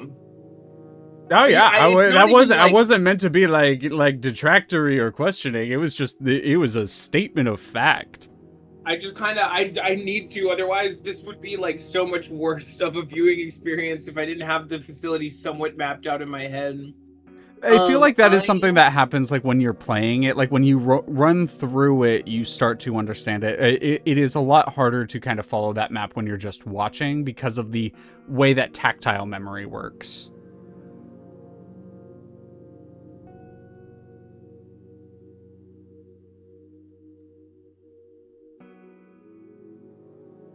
This is why I couldn't stream it. Brain is broke. Yep. I mean, this is why I had to stream it with Leah, because I need someone to do the puzzles for me. And this is why I'm streaming it with Punky, is because it would take so fucking long for me to do the combat and the puzzles. It honestly would not have streamed it without you. So yeah, I feel you on that, Zan. Where I'm only able to do this because of the friends I have with me. Maybe the Signalis was the friends we found along the way. No, it's the woman. I'm trying to save the woman. That's definitely what the Signalis is. I'm so sorry. Got it. Yeah, that's fair. Okay. I would be too distracted on my own. I've never been more positive. Listen, if you tuned in to the Pokemon Nova stream, you would know that when women are involved, it takes me like 3 hours to get to the start of a game. That makes sense. I'm definitely a freak. I just keep things going as I'm a freak. You know? I'm a bit of a chatter. I take things very slow with games. Like in general, my playthroughs are very long because I'll like run over the same area a few times, or I'm overly thorough, and I don't think it's like a necessarily a bad thing. Like it's just how I play games, and I enjoy playing them that way. But it's definitely a way. Yeah, that Oh, game was dude, that's so also fair. built to break my brain a bit. That's fair. Hit like all of the things that I would want from it. I'm more than happy. In fact, if we don't do Dark Tide later, I will be shiny hunting that poi pole. Listen, we played Atlas. We know exactly the kind of women I like. Oh yeah. You like There's a no type of longer a veil woman? over that one. Yep. Oh yeah. I'm really happy with how Muse came out in Atlas. Oh I'm yeah, really Zan, super valid. If you want to read it, totally mm, fine. you're bad in book clubs for that reason. That's no. I mean, I was just taking a second to read the message. Yeah, I'm actually pretty good. I'm the opposite. I'm a speed demon when it comes to books. People actually like get upset with me sometimes because they think I'm not taking time to appreciate it, but I just read really fast. Um I read I really finished fast. I just reread things a lot. Like I will read the same chapter 2 or 3 times. It's why I usually don't reread books very often, because I will read it like 3 times on my first read. I only really reread a chapter a couple times if I feel like it was like really dense or had like a lot that was important. And even then sometimes like I'm usually more plugged in when a chapter is really important, so Yeah, yeah. um But I also take notes when I'm reading. Recently, I've been doing this is another thing. I take notes when I watch TV shows as well. And hmm. I like to. Sometimes I will go back and watch either like semi-problematic or shows that didn't age super well, and kind of look at the things that they inspired in other shows, and I'll take notes about like what problems they had, what things they could have done better, how they could have done this well if it was written with like modern audience and sensibilities in mind. One of the things I've been doing that a lot with is the original series of Star Trek, which, by the way, if you know, is fucked in a lot of Yeah, different ways. Is correct. Correct. fucked. But from an analytical standpoint, it is fascinating to watch. Yes, Zan. The answer to that is yes. You that is a correct instinct to have about that, I think. Um, because I'm similarly most of this, like if I am off my like Vivance, I need to just like I need to pick and choose when I read books, right? Mm-hmm. Mm-hmm. Because either I can sit down with a book and I can lock in and like really dig my heels into it and like chew through it, or that kind of thing will happen to me where I'll read like a sentence or two and I'll think about a million other things. A sentence could remind me about chores that I have to do. It could remind me about something that I wanted to write for TTRPGs. It Yeah. could remind me about a game that I wanted to play, and then I'm just so fucked and I can't read the book. That Um, TTRPG comment calls me out specifically because, like, when I read, it's a very solitary activity, but also when I write is a very solitary activity. So when I sit down to read, it will inevitably, without fail, cause me to pull out my notebook and start writing. yeah. Every time. And that's my struggle with like reading these days, because most of the time it just makes me want to write, and I can't write and read at the same time. I'm just not built like that, unfortunately. It's that's why I kind of really love reading, I think, because reading hits like three different really specific moods for me. It either like I'll either read a book and be in the mode for inspiration, so I'll be reading the book but also kind of looking for like inspo about a thing, right? Mm-hmm. And I don't mind Yeah. taking breaks from TTRPGs and writing things down because I'm less into the book and I'm more into the inspiration. Um Sorry, the song is just not the mood. I do love this song though. Um What a double whammy of music. Yeah, either I'll read a book and it gives me inspiration. I'll read a book because I want to read a book and just lock into it. Or I'll read a book to kind of just like have a thing that I'm holding and doing and thinking, like to prompt me to think about other things. I'm prone to space, yeah. You can turn it off for editing, but when you're not editing, you're prone to spacing out. Yeah, I feel that.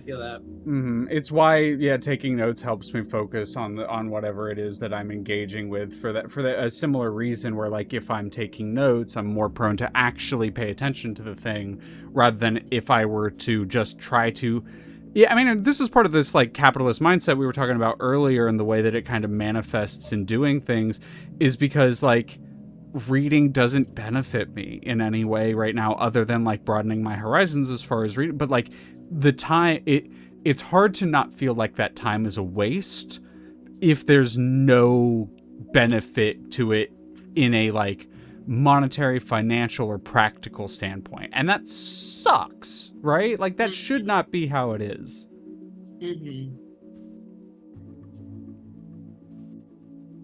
If I'm ever properly medicated, I'll probably write a novel. Hell yeah, Zan, I would love to read that. Love to see what you would come up with in a full novel, like novelized form. That'd be great. Listen, we'll get you. If you want to get there, we'll get your ass there. I will support that shit. I don't care if I gotta steal. I don't care if I gotta steal from somewhere. We'll figure it out. Zan, I'm gonna talk to you after stream at some point. I got you, fam. Chad Broski, I randomly get inspiration for some of my drawings and I have to like stop what I'm doing so I can get the idea down. I'll stop. Oh yeah, mid-episode or while I'm in the shower. That kind of, yeah. Yep. One of the best pieces of advice I was ever given as a writer and as a storyteller is that if I don't know what to do with something, leave it and just go about my life, and something will come up. Like I will come up with something at some point. My brain will just cook in the background, and at some point my brain will put the pieces together for me. And it is... That works for me, but only if I give that works for me, but only if I give enough of a shit about the thing. Because if the thing is only something that I kind of care about, that doesn't work for me, because then I just like, it doesn't live with me enough, you know? Yeah. But like that's kind of part of learning that like every part of your life plays into every other part of your life, even if you don't see it. Because sometimes when you get stuck creatively, that's because you have to work through like a personal thing that's maybe been like vexing you emotionally or mentally, right? Sometimes it's because you just need to like have some more fun, like doing so, like maybe you need inspiration from media and you need to just like consume more media, right? Maybe you need to spend time with friends and get inspiration from like a memory made with other people, right? There's just so many different things that can prompt inspiration, and like so many different reasons why you might be stuck on something, that like stepping away from it is kind of like always the catch-all, because it enables you the most avenues to those other solutions, right? There are a lot of different ways that you can approach regaining that inspiration or engaging with it in a different way, and it is incredibly important to try to try to take that time that you need.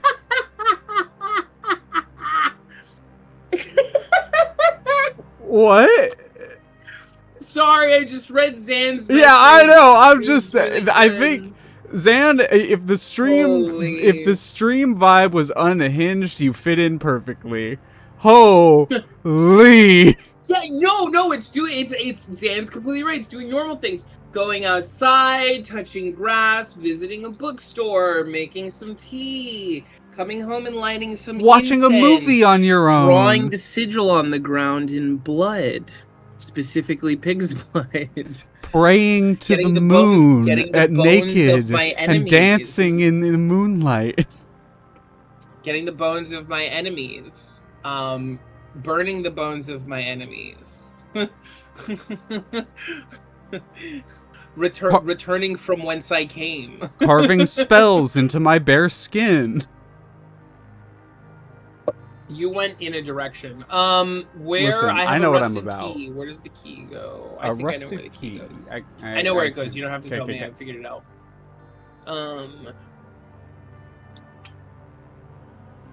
You know what? I'll say it. Zan can do a couple dark rituals as a treat. I think. Oh yeah, Zan's absolutely, absolutely. Zan has a stump for a reason, okay? That's an alarming statement, to say the least. Listen, stumps are useful for a lot of things. Executions. You really spells, needed the permission? thinking. You know, I don't think I don't know if you're slash S or slash SRS, but I'm glad I could give you the permission if you did feel like you needed it. You should go do your dark rituals, Oomphy. Do your best dark rituals, live your best life.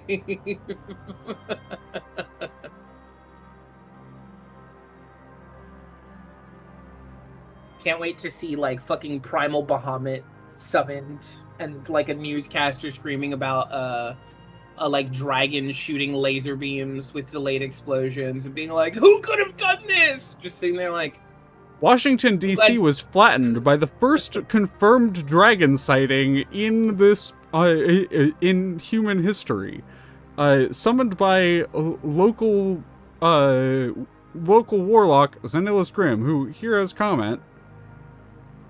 You live in a bunch of I see. That's fucking cool. Dude, you're fucking cool. Like, I've said that before. You're so fucking cool, dude. That, like... Hey, Punky. Man. Hey, Punky. Yeah, what's up? It takes someone to know someone. I know, I'm fucking awesome. That's why that's why I'm saying. Awesome. I'm calling you awesome. I'm agreeing. It's just so cool to have a favorite tree stump. Like, it's really cool to have done that thing a considerably enough amount of time to be like, this is my favorite spot to do this thing and, like, enjoy, like, this space. That's cool. That's really fucking cool. It is really important to be self-reflective and to be, to engage with yourself and, like, your own thoughts very genuinely. And Zan does that extremely well, and it's really inspiring to the people around him. Fuck yeah. Okay, we got the Matryoshka doll. Put it on the pressure plate. I don't have any space. I don't have any space. I don't have any space. I have space. Okay. Fair enough. Don't worry about it. I'm not worried. Nobody saw I'm that. not worried. Nobody saw I'm not it. worried. Saw what? Exactly. I literally wish you could just, like, set it on the ground. I feel like it wouldn't be that hard to just set it on the ground. I think I'm gonna start playing Rogue Trader again. Yes! I never finished Rogue Trader. Same, actually. I met our good tech priest boy. Pascal! Yes, who's one of my favorite characters. Instantly. And then I just fell off the game because I got busy. Yeah, could you imagine? It's not... That's gross. Like, it's so gross that you, like... It's so gross that you had to DM a campaign of it so that other people can't DM it, so that you are taking the possibility of them doing something that they hate out of their lives. Zan DM'd Rogue Trader. Where did he crazy. DM it so that I can avoid it? You know, so that I make sure not to engage with Rogue Trader. Do you know where? In a void space. Hey, that was good. That was good. That's well done. That's pretty good. Maybe that's crazy. Maybe there's like a little thing called the Unexpectables. Oh wow, that sounds pretty cool. Wink. Sounds pretty cool. I feel like I saw that like on a Wednesday recently, and also a last Saturday with a Halo game too. Wink, wink, wink. That's also, really if anyone weird. here is listening to this and doesn't know Zan and the amazing things that he does, like, what the fuck are you doing? How the fuck are you hanging out with me and you don't know how amazing Zan is? That's a really good emote. That That's is a really good emote. impeccable. Shush. I've been thinking about this. I need more emotes that are stock images. I need some really fucking stupid stock image emotes because that's good. Like having stock image emotes are funny. 1, 2, 3, 4. I need one more. It's the one with the rings. That'll be easy. I get a lot of legs out of the punky emotes on my channel. They're pretty good. That being said, if you ever want them, they're all yours. I only put them up here so people can use them in the meantime. It's okay. I still apparently am not who I say I am, so. Motherfucking goddamn! I'm a fucking. We're not gonna talk about it because it makes you frustrated. Yeah, we're not gonna talk about it because that's frustrating. Either like streaming a Rogue Trader playthrough, or honestly, I was thinking about it having it be one that I just had for myself because I've been playing Easy Code Delivery for myself lately, and that game is really nice. But I need something more substantive, and the issue that I've been running into lately is that I really, really, really love Bug Fables. And I want to play it all the time. I want that to be the only thing I do. When I like a game, I play that game until that game is done, usually, if I like it enough. And Bug Fables is one of those games where I would do that. Except it's a stream game. So I can't play it off stream, which is fine. I like streaming and I have a lovely time doing that. And I think I have more fun than I would have doing it alone because I'm doing voices. It just also means... shit, fuck, I don't have like a thing to sink my teeth into off stream. So a trade offer I might make you is if you make that an off stream thing for yourself. Something I really like doing, as we've seen with like Nut Dealer, is playing through games that people have been are more familiar with and can kind of help guide me through without spoiling things for me. It's something I really, really value. Do you got this? I think so. I think we need wedding ring goes on ring finger.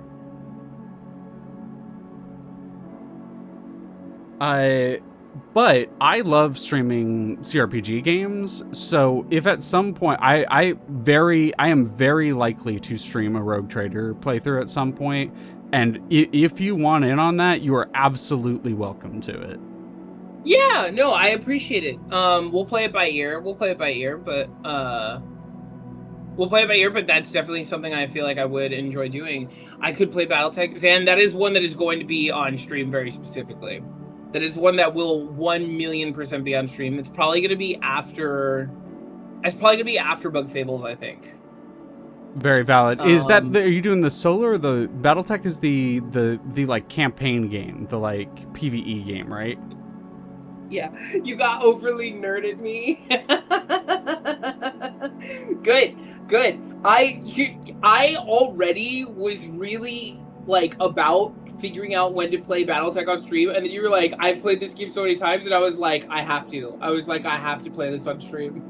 Oh, BattleTech is the CRPG single player game. I actually have BattleTech as well. Yeah, that I've been meaning to play at some point. It's really cool. I've never touched it. I've never really interacted with BattleTech.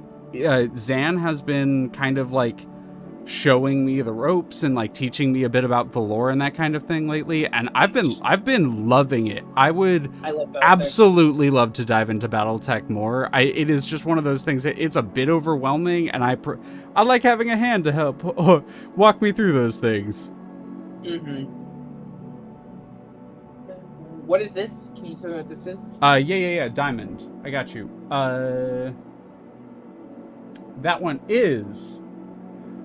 it should be the entire... So 1, 3, 4, 5, 7, 9.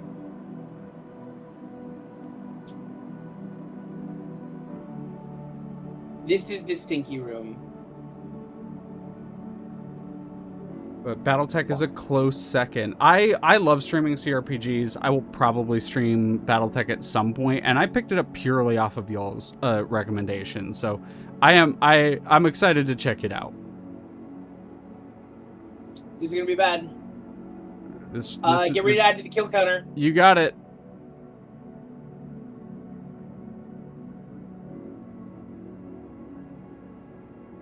It's a click.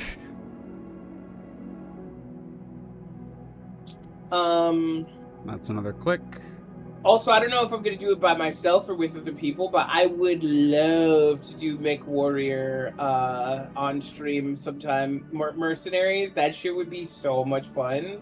Oh, you're speaking Zan's language now. I want to put more effort into that one though, because I kind of want the stream to look prettier when I do that. I kind of want the stream to... Don't tempt me, Frodo! Look, it would be so fun. It would be so fun. It would be so awesome. It would be such a good fucking time. The campaign that I did with my friends, I did a campaign with 3 other friends, like, at least, like, a year or 2 ago. Please tell me you've been clicking every time I kill someone. Yep. Okay.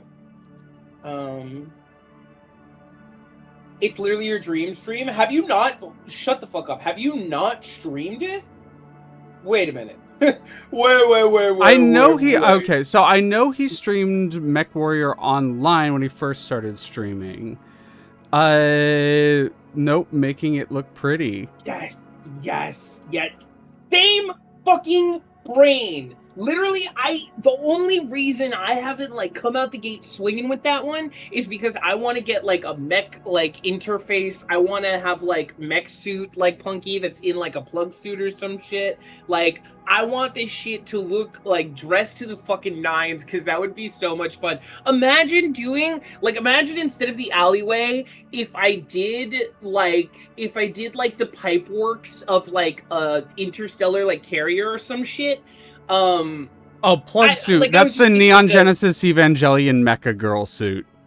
Yeah. I don't know if I would do exactly that one, but I would probably do some that's the form of, like, usual that, like that's where the term plug suit I think was popularized. Yeah, it would either be that, or it would be like sort of like an aviation fit. Yeah. And, like, I would change the stream from, like, being in an alleyway to being in the kind of, like, shitty, like, under part of, like, like, carrier, like a ship. Oh, it would be so fucking cool. That sounds fucking awesome. Like, that down... Whoa. I, like, grab fucking holding your... I see you grabbing your own wrist, like, no, I shan't. I cannot. The "do not tempt me, Frodo" comes back. Oh, that's good.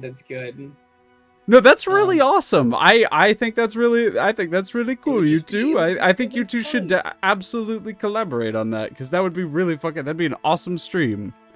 This is the, like, just to be clear, this is the, like, co-op, sort of, like, companion game. That's PvE, right? It's not Mech Warrior Online. It's the PvE. Yes, it is campaign multiplayer. You know. It seems extremely cool. I've been watching some people play it lately, off stream, and it seems fucking awesome. I've been really enjoying, sort of like passively getting into the whole Mech Warrior BattleTech franchise, etc. It's really cool. Yeah, but yeah, it's gonna take me forever to set all that stuff up. So, and it sounds like Zam's already working on it. So I get to watch Zam play, and then I get to do my. That's fair.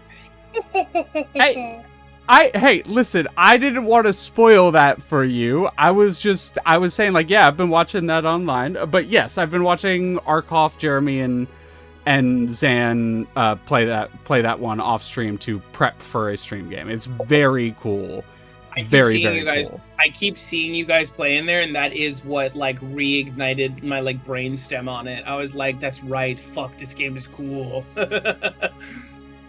I really enjoy watching them play. It's I try to sneak in there and watch it whenever they're up to it. The last time I played too, we had this, like, There was a moment where we had like no fucking money and the most dog shit mechs, and I think I ran like 3 or 4 missions in a row, just like in a fucking Locust. And I would just like either like just sprint into another mech and just like physically obstruct them so that we could get the objective done, or I would just like run in, do the thing, and run out. It was Zan so is a Locust player. Zan is a Locust player. You too. What the fuck? It's so funny. It's so funny. It's like it is like uncanny. How do I want to say this? Locust is the based Irby. Like, urban mechs are doo-doo stinky so bad, literally don't ever get an urban mech. But a locust is like the angel version of an urban mech. I know. An urban mech, I get in it and my arm blows off. A locust, I get in it and a wind blows my arm off, but I can avoid the wind if I'm good enough. This game seems so fucking wild. Yes! Oh, God. Fuck. It was so funny, too, because it was literally like, we're so poor, we've lost, like, our Atlas and our fucking Hellcat, and we have no fucking money. What are we gonna do to recuperate it? And me climbing into my Locust, everyone like, no! Punky will never get you back! And I was just like, we'll be fucking quadrillionaires. Anything for the mission! Anything for the mission! Anything for the mission! How do I get to the plate room? It's this way. And on the tabletop? Fuck yeah. The tabletop is still not one I really want to. I really want to someday. Hell yeah, Chad! Pizza time! Fuck yes. You love to hear it. Zan and Punky, out of curiosity, do you think that the, like, multiplayer game, not that I'm explicitly trying to, like, get in on any of y'all's game, is just, like, I have interest in it, but, do you think that the multiplayer game or the single-player CRPG is a better starting point to get into it? You should play the CRPG. CRPG? Okay, cool. That's awesome. I think you will get frustrated with either the online game or the other one, because the controls are extremely like esoteric and janky, and like / positive. Like I like that because part of the appeal to me of it is that I feel like I'm getting in the cockpit of a mech. And I'm flicking a bunch of switches and like trying to put out a fire and like shoot people down. But if you play the CRPG first, it's exactly what Stan said.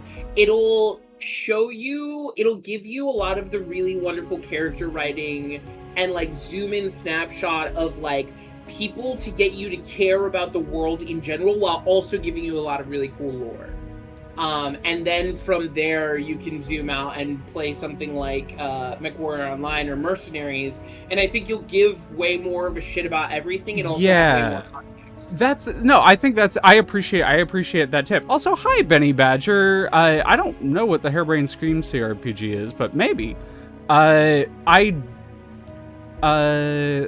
can't play MechWarrior Online. It's multiplayer. Yeah. I was about to say I have very little interest in the MechWarrior Online. That's the one just titled BattleTech. Exactly. Yes, I am gonna play that one. I am gonna probably play that one on stream. I love doing CRPGs on stream. Is made by Hairbrain Schemes. Got it. Thank you, Zan. But that's awesome. Okay, cool. I appreciate that tip. As Zan said, the lore is easy. The lore is easy to get into, and that's what I've been really enjoying. I love listening to the lore. I love getting into the lore. I love hearing about people talk about the lore. I'm excited for the CRPG. The Mercenaries game, like the campaign side of it seems really cool. I love games where you like pick missions against factions or with factions and that kind of thing. I think that's fucking awesome. I love that shit. I do struggle with online multiplayer games. Like, I just don't get the same enjoyment out of them as other people. So I will probably stay away from MechWarrior Online, but I love watching people play it. Oh my god, the fucking Shadowrun, hell yeah. What the fuck is it? Shadowrun Dragon. They're on I'm my trying to remember the list. one game that I played that slapped my ass off. I am unsurprised that you Shadowrun know Returns. Yes. the Shadowrun shit, mostly because of how similar you and Zan are. I'm like, oh yeah, that makes sense. Yeah, that makes sense. That tracks. Yeah. I mean, it's also because we are. There's a through line of the things that you're into. I feel like if you're into Mech War, you're probably going to be into Shadowrun, or at least like aware of it. Yeah. And these are those things that I just didn't have opportunities that I'm loving getting into now that I have the chance to. It feels so unoriginal when you get the fuck out of here. You literally made an original Halo TTRPG that nobody else could have made because you're the one who made it, motherfucker. Zan say that is so wild because you two are literally like some of the most authentic people I know, and like that is part of it is you two are extremely authentic, genuine people, and it's like, oh wow, I guess I'm not authentic because I'm also authentic like this other genuine person. I am mostly fucking with Zan though, because I do understand what he means. Yeah. It is uncanny. It is genuinely uncanny. It's kind of crazy. I feel so out of my depth around you two, because I'm just like, oh, you got all these things. I know nothing about them. All these really cool. What? I can follow the through lines and be like, yeah, of course we're like into a lot of the same things. We care about a lot of the same kinds of things in like media and like creating media. And also just like a lot of specific genres, but it is also a step beyond that where it's just like, what the fuck is happening here?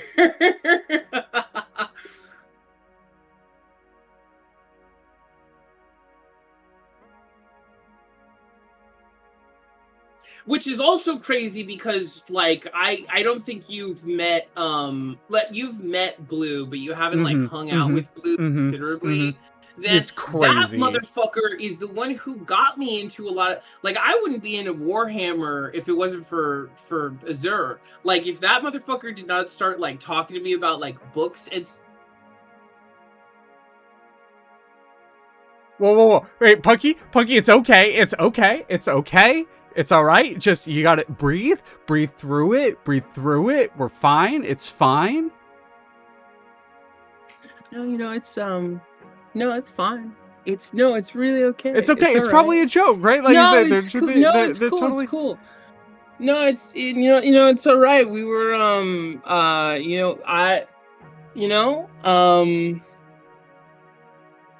actually, I hate Warhammer. I hate Shadow. I'm burning it all. Never gonna touch Mech Warrior again, or BattleTech, or anything like it. Fuck that. I hate how upsetting the screen looks. They sound really nice. So I'm like grabbing you like Homer grabs Bart Simpson. Actually, Punky, would you say that Blue is an apple tall? I hate you too. I'm crumpling you up into a little fucking ball and I'm throwing you into a different sun. Motherfuckers. I'll never escape this. It will be 5 years from now and people will still be telling me I'm an apple small. You got the emotes for it and everything. This is my legacy. This is what I shall leave behind. Okay, so now we need to spend time in the memories. In this, I think, this area, we want to spend time here. I will double check to confirm, but we do want to I believe we want to just hang out here for a little bit. Okay, I'll just put the controller down and vibe then. You vamp, I'm gonna do some reading to make sure real quick. But yeah, no, Azur's insane. That dude got me into a lot of the that dude got me into most notably roguelikes and Warhammer. Those are the two things that did a lot of work. And to be fair, I did have like a tertiary interest because I played Vermintide, and Vermintide was like one of my favorite games for a while. And then he was like, "Oh shit, you play Vermintide? Let's play together." And then he got more into Warhammer and started throwing it more at me. And then I was like, "This is really cool." And then I started getting more into it. And then just like watching him play shit like Caves of Cud and Dwarf Fortress for like ever basically, has made me really appreciate the kinds of fucked up things that you can do in those things. Like I wouldn't have played Space Station if he didn't like shove me into that and be like, no, you should play it. Partially because I had a lot of social anxiety. I was like, I don't want to play an online RP game that's scary. But he was like, no, you do. You'll have a great time. It's chill and people are nice, trust me. And I was like, okay. And we played, and now I am like, I'm not in any of the leadership roles, but I do frequently play cargo. Who's my favorite in Vermintide? Saltspire. Easy. I don't play anyone except Saltspire. I like Marcus. I forget the name of the dwarf dude, but I like him too. And I like Carolyn. She can kill me. But Saltspire, hands down, is my favorite. He has my favorite void slimes. There was a god tier orange chamber pistol that I had. And it was like, it's maybe one of my favorite weapons I've had in any video game ever. Because the alt fire was the one where you spin the barrel and you shoot all of the bullets at once. So you could like peel a crowd or do a shit ton of like damage to a boss. And all of the abilities on it were really good. And oh god, I want to play that game again. I want to play that game.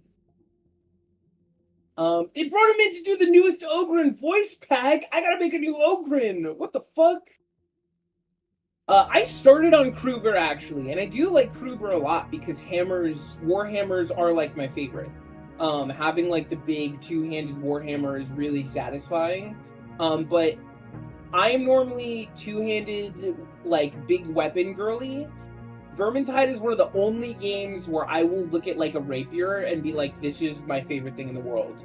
Because the finesse weapons on Saltspire and being able to like riposte and like parry everything feels so good. Also, you're so based for being a two-handed big weapon user, Punky. Like that is something I like inherently connect with you about, is just big muscle, big hammer, small creature, big weapon. Small creature, big weapon. Yes. Small creature, big weapon. This is one of the hottest, truest like facts of the universe is small stacked creature, large big weapon. That's where I want to be. That's where I want to be. Hey Phil. We are listening. We are signaling our isses. We have to hang out here for a little bit to try to get one of the endings that we're going for. But thanks for popping in. Yes, I love my shit-covered, downtrodden peasants and idiot knights with outrageous accents. He's so fucking true. So, I got Vermintide and I got Darktide on sale together, but I've never actually played Vermintide. What are the main differences between the two? Because I played a chunk of Darktide at this point. There's a lot of different weapons. The vibe is very different. Hell yeah, Benny! I remember I know it's still a thing, like scriptures and grimoires are a thing in Darktide, but in Vermintide they're the main way you get better loot. So that was like I knew where all of the scriptures were in like most of the levels because that's how you get like better tier weapons after finishing missions. The loot system in general is a little bit different, and so is the like perk/trait system. The RPG function of the game is slightly different. But other than that, Darktide is essentially just Vermintide, but in 40k.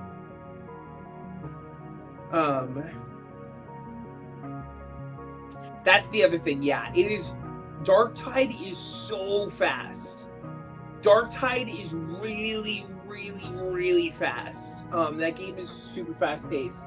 Vermintide, like if a horde shows up, you might spend like a solid 10 minutes just working your way through it. It's very slow. It's very specific. There's way more melee. Yep. I like Saltzpyre because he gets range stuff, but it is like kind of a dime a dozen to find ammo. I was gonna play Darktide after this, but I would be down to play Vermintide. I would need to to do that because I haven't played download. I would need to download it. Okay.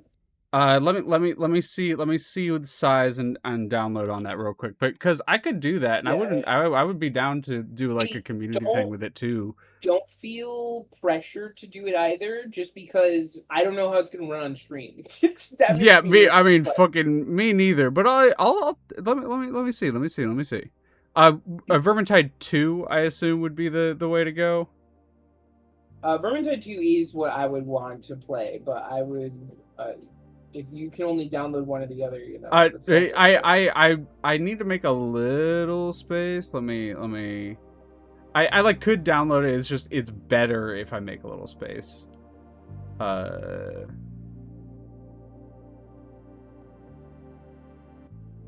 it is.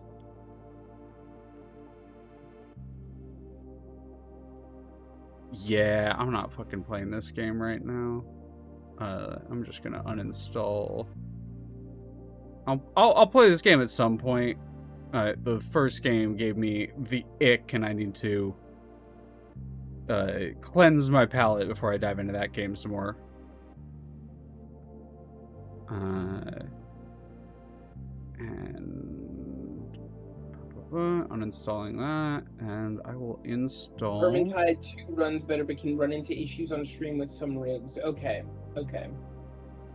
I have a feeling it's probably gonna explode if I try to play it on stream then, but I am down to give it a try. Give it a try.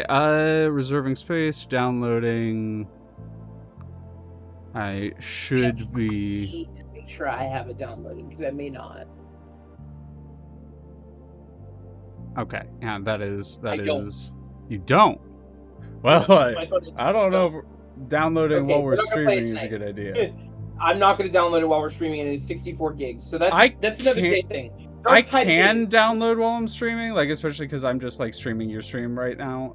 So I am going to download it just to have for the future. But absolutely, Benny, and like anyone else, Zan, I know a friend of ours also really loves Vermintide. So like I would be super down to like get a crew together, play with some chatters and that kind of thing. I would love to do that sometime. Oh, Phil, yeah. One of the endings requires us to spend a certain amount of time in memories. Hate Warhammer Fantasy famously, but one of the endings requires us to spend a certain amount of time in memories. This is on the Penrose, right? Yes. Yeah, so we're on the Penrose. We're in one of the Penrose memories. We have to spend over 6 minutes currently in it, like total in memories, and this is one of the safest places to do so, as we're going for a very specific ending.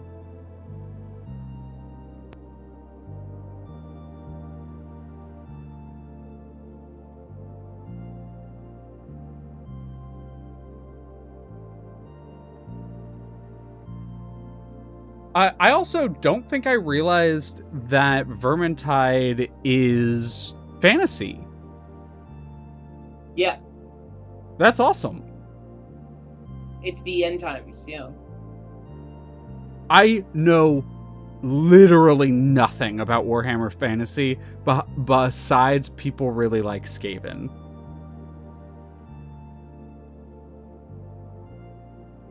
Don't get you started. I will get you started, but not on stream, so that I could listen concernedly.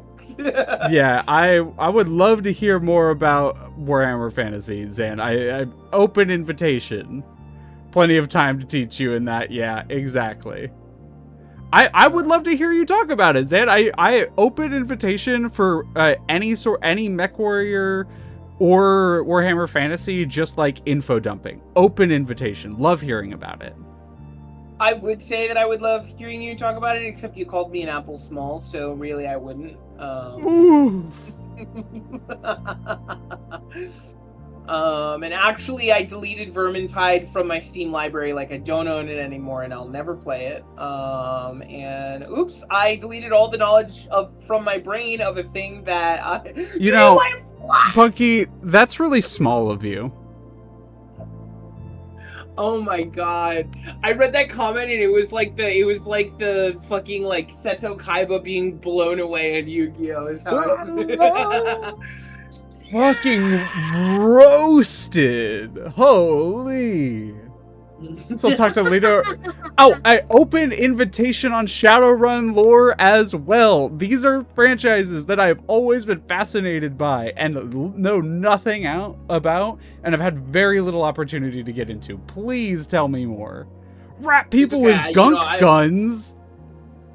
I wouldn't be able to hear anything anyway because I'm just I'm too small or something, so I wouldn't be able to hear. What? I'm sorry, I can't hear you up here. Yeah, exactly. Fucking exactly. Can you speak up? No.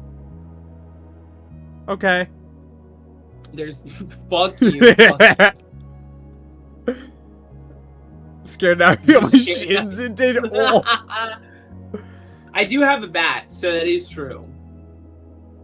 What is Shadowrun? A fucking dragon was the president? What is that game? Yeah. Shadowrun's really fucking cool. How's the weather down there, streamer? You know what? It's great. It's great. It's fantastic. I'm having a blissful, wonderful time. Because I can't hear any of you mocking me. I'm in my lane, I'm sipping my tea. Man, I can't wait to play fucking Mice T and do the mouse route and have everybody fucking point and scream at the screen when Margaret is a mouse and is mouse-sized. And I can't wait to fucking facilitate all of that shit. The fucking basket and cart and crate full of apples that will be dumped onto my head like an avalanche. Yay! Shadowrun does fucking rock. Shadowrun does rock. It's true. This is true. I don't know that I'll ever stream the game because there are a lot of games that I want to stream that are rapidly piling up. But I feel like if I stream for as long as I want to stream, I will inevitably play the game. It's just one of those things. Like there's enough time and there are enough games, and I feel like one day I'll work my way around to it. Oh, hell yeah, Benny Badger. I would love I fully support you streaming the Shadowrun CRPGs. They are also on my list. I think they're really cool. Fuck yeah, do it. 100%, do it. Okay. I'm actually going to take a quick 15 because my room is really warm because it's really hot. And my ears are starting to get irritated because my headphones are not open back. And we need to idle in here anyway. So I didn't even know open back headphones were a thing. Fuck. Yeah. Running a shadow, dude, that would be so, yes. Fuck yes, please do it. I will watch the fuck out of that. I'm gonna take a quick 15. I'll be back afterwards. We'll be doing more Jane Yuri, hopefully getting at least this ending before the end of the day, and then we'll figure out what we're gonna do afterwards. Probably some Dark Tide, because that sounds fun. You can probably get through this ending, though. Would you like me to mute you or leave you unmuted? You can leave me unmuted because if I need to mute myself, I can always mute myself on Discord and it'll just do it there. Okay, so I'll jump here and I'll put you there so that everybody can see it, and I'll be back at 15, gang. And I'm just gonna hang out here for a second. Because I'm on, I don't see why I can't do this. Let me see. It'd be weird for the VOD, but is what it is.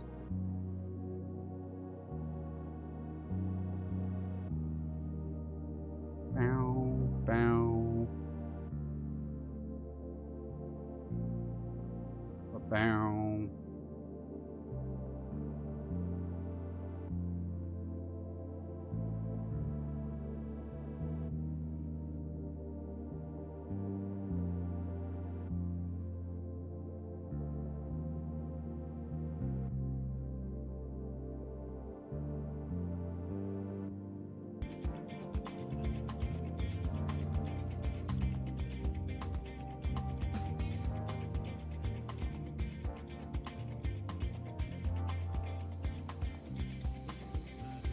Ready for the shiny hunt, y'all?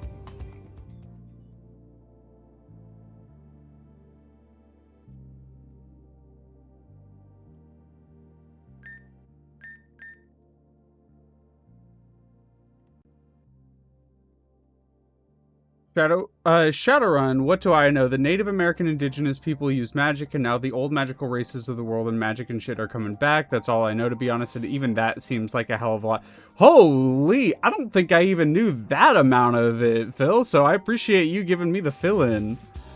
That's fucking wild. Holy, that's really cool, though. I love that shit. Fuck yeah. Anytime there's a setting where the indigenous population has like risen up is generally pretty fire. It's why the game I deleted so I could download Vermintide was the Pillars of Eternity games, which I struggle with because of how they handle indigenous populations. And did the Great Ghost Dance again, and it worked. That's a really cool premise for a setting. I love modern fantasy. Modern fantasy is a big like old favorite of mine. So now most of the Americas and natives have natives ruling over it again. Fuck yeah, hell yeah, that's really cool.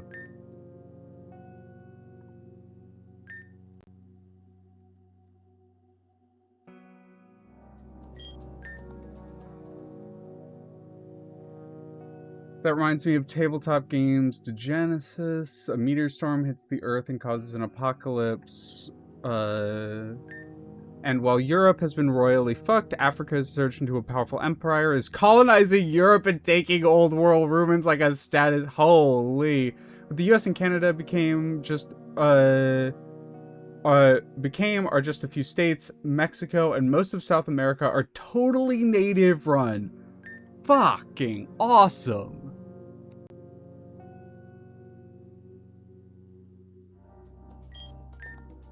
Feed me more lore, more information, more things to be inspired by. I mean, yeah, no population is perfect. Like, I am not one to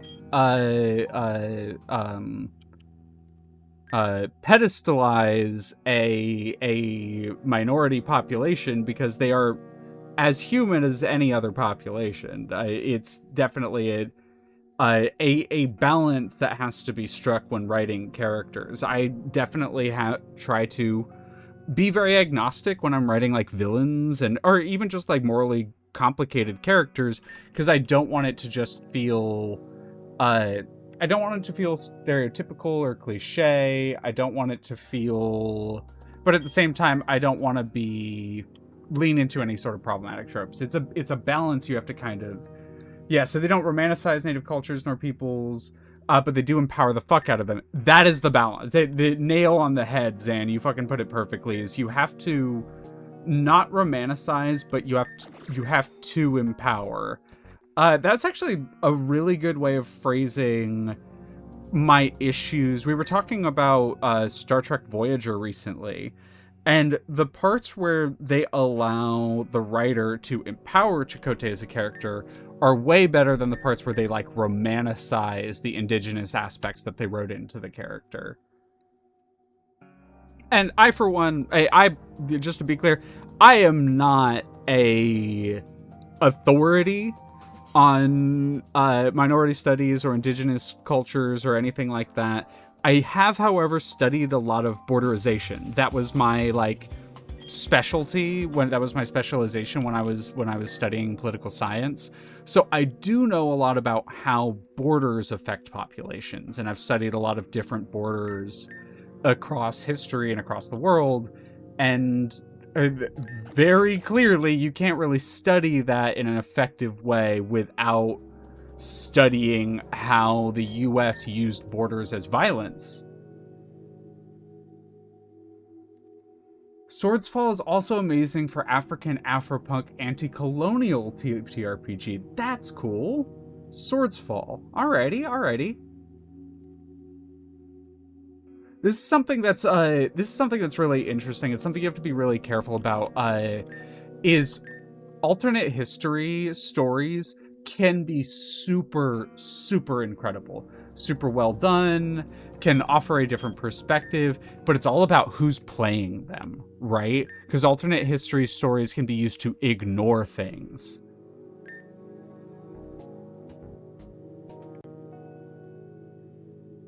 MTG also announced the Zafir expansion today, and they brought in consultants and everything to help build its Afro fantasy setting.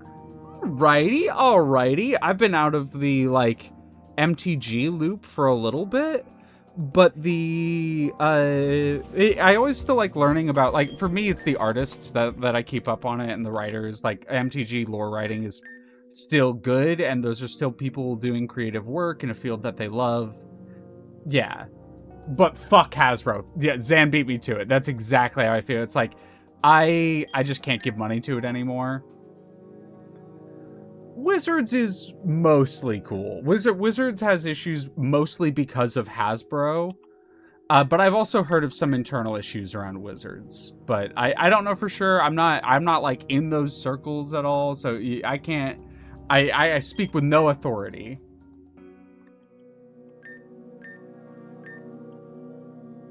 We are shiny hunting this poi pole over here.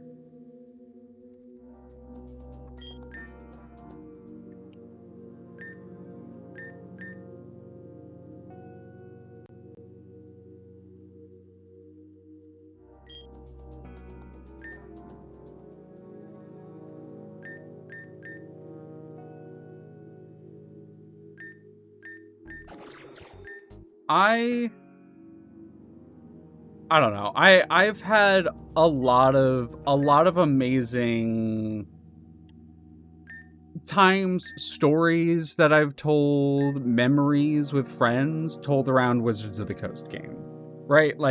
I think it's kind of the way that a lot of people feel about Blizzard, right? Where the writers, some of the creators, some of the dev team, they're all incredible and really interesting, thoughtful writers, creators, storytellers. But it's capitalism, right? It's the companies they work for, it's the people they work for, it's the society it's the society that we have to live in order to function. It's not fair because it doesn't allow people to create agnostically, but at the same time, art is never created agnostically. Art is a representation and is usually a way of responding to the world around you.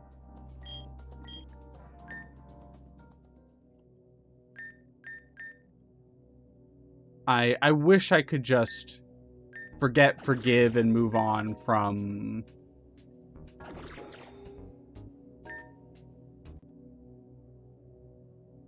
acts that these companies have.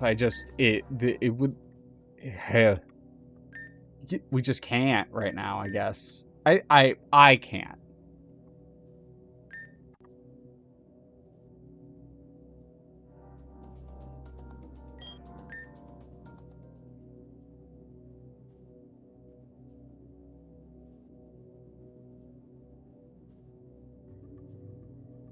Even before 5e, Werewolf, something had a big problem with how it portrayed werewolves. Yeah. Werewolves are a complicated topic.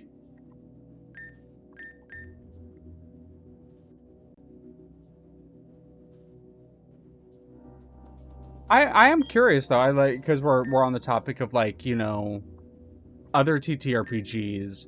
What is everyone's D&D favorite TTRPG? Would love to see some answers. I love hearing about what people's favorite... I love hearing about what people's favorite things are, but would love to hear about what your favorite, I guess a bit more niche TTRPG is. Shadowrun 5th, easy lock, next question. What's your favorite part about Shadowrun 5th? Star Wars FFG game successfully. I've never gotten to play a Star Wars RPG. I have been... Star Wars and Pokemon are the two things I was raised on, and I have played pretty much every Star Wars video game that has ever been made. I have written a lot of like Star Wars stories just for myself. I've never posted them anywhere. Just I've written a few Star Wars stories. I used to read a bunch of the books. I read a lot of like the Mandalorian books and the Boba Fett books and that kind of thing. But I don't even know what kind of system is the FFG system in, like the Genesis system. What's it akin to? Do I know anything similar to it, or would you think I am? There's anything I would know?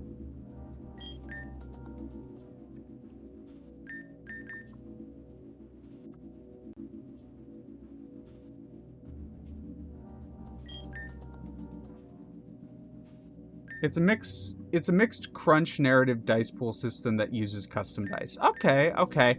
So not quite Fate like, kind of Shadowrun-y. Whoa.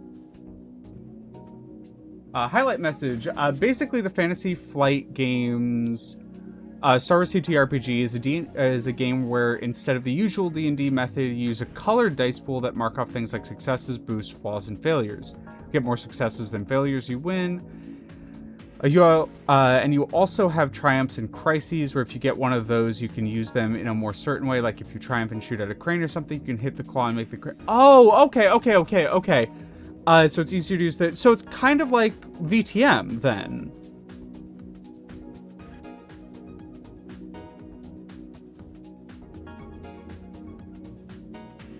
Not like exactly, I'm not trying to be reductive, but just like as a good touchstone for understanding how the mechanics function. I've never played VTM either. Geared to make gameplay more cinematic. I do love that. It is really hard to hit that balance between crunch and narrative, and that's where I love to sit. That's like my favorite place. I love a little crunch, but I want more narrative, cinematic storytelling where we're keeping things moving. Everyone feels excited. Everyone gets to kind of contribute. We can be a bit more creative with things, but we have that grounding point. It's a really, really hard balance to hit. It's why I love Lancer. Is why I love Lancer so fucking much. But Lancer even has the problem because it's like so split, right? The narrative side is so narrative and the crunch side is so crunch that it's not blending them. It's a mixture of them. And it's why I love it, but it's also one of the biggest problems with Lancer. Is the making the combat more narrative is not super easy. As for Shadowrun 5th, it's not a narrative game. It's crunchy as fuck, but it also has so many levers for the GM to tell some insane stories. Also the best character creation and leveling you've ever seen. Okay. Are the...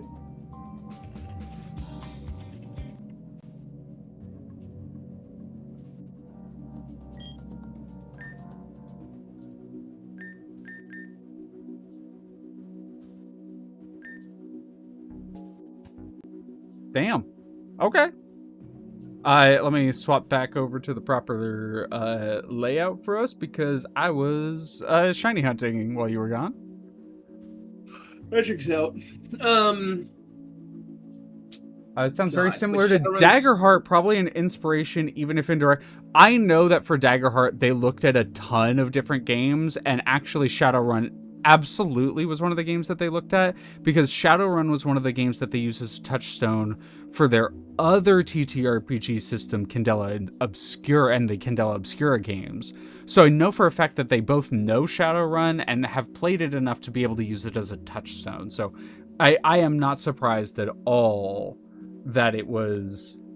that was for basically the... Okay, no, that was for the Star Wars. I actually have no idea what their interactions with the Star Wars FFG is. I didn't know Shadowrun Anarchy was a thing. I'm gonna be so for real. I had no idea. That sounds like exactly the kind of thing that I would want to get my dastardly evil hook into someone, and then be like, "It's Shadowrun time, motherfucker." Shadowrun Anarchy. That sounds real cool. I was just talking right before you came back about how much I love games that balance narrative and crunch really well. And like that is the place I like to sit in with games where it has both. Shadowrun is definitely weighed in the direction of crunch, but Zan said it perfectly. It is really, really, really narratively satisfying to play. Shadowrun Anarchy is getting a second edition at the end of the month. Hell yeah! Oh, and Jenna, I am not surprised. I've heard, you might be the second person to recommend the Genesis system to me. FFG actually put out a books of We did not come in this room last time. Oh, stream? Is it still working, or is that just me? Oh. No, it was being funky on working? funky on my end. We got it. Ariane's notes. Running out of ochre paint. Elster laughed when I told her. Now I have to mix it myself. So annoying. I still haven't read a whole bunch of those manuals. I feel like they gave me enough to read for the rest of my life. Most of them are boring technical manuals anyway. They could have given us more films to watch instead. Half of them are war films, which Elster doesn't like, and the other half are kitschy propaganda dramas.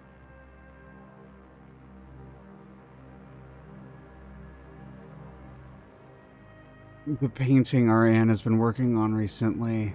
A serene coastline.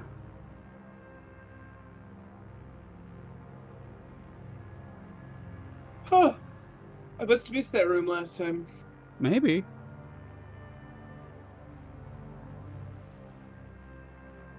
3 D&T Alpha. Genesis and Shadowrun sadly are very different from D&D, so it does take a lot of players having a degree of proficiency in the system. It's going to be streamed with some sort of pacing control. That makes sense. That makes sense. Yeah. Yeah, I definitely like Lancer is another one where I think having pre-stream practices is really important for having people like lock down their mechanics.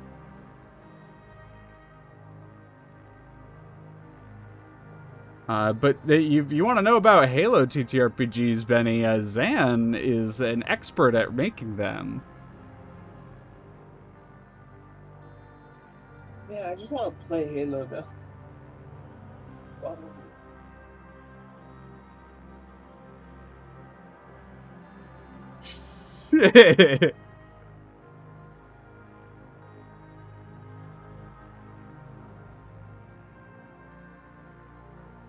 Phil, but the unique ability to code everything with anime aesthetics and still be able to play almost any genre in existence makes it really simple and compelling. D6 and stat system. 3 D&T Alpha. I don't know if I've heard of that one. I'm going to look that up real quick. You're kind of cooking with something on that one, Grav. Sorry, I didn't mean to interrupt you, but that's... Grav, you're kind of cooking with you're cooking with fire there. What's Grav cooking on? Halo TTRPG, but it's Chaos Halo. Fuck, I think I am going to do that for April Fools. I just need to write it down so I don't forget it.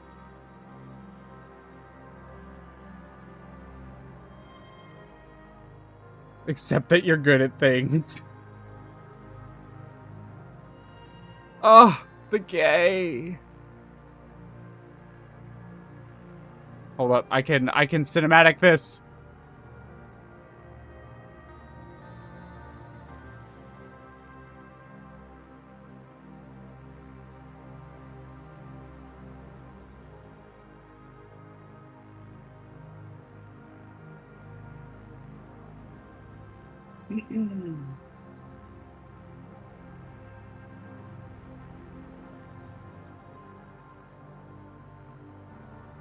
Yeah.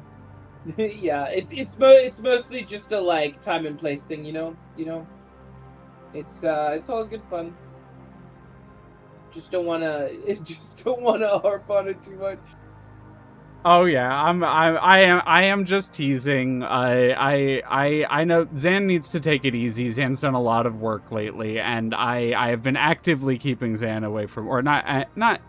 I have not been the one to, but I have been supporting Zan and actively taking it easy and keeping some breaks. So he definitely needs to take a breather. He's incredible at what he does, but he's also just hanging out in chat today.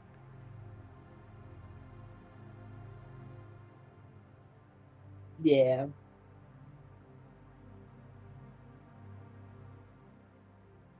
$3D&T is as many things as my like 100% organic Brazilian sauce. Hell yeah. Ugh, now I want to play fight. Now I'm thinking I'm still sitting on playing Darktide afterwards. But now I'm like, fuck, I need to remember to install Halo so that I can play Firefight on a whim. Because I want to play Firefight on a whim. Anyway, post fake ending, let's get our fucking power up.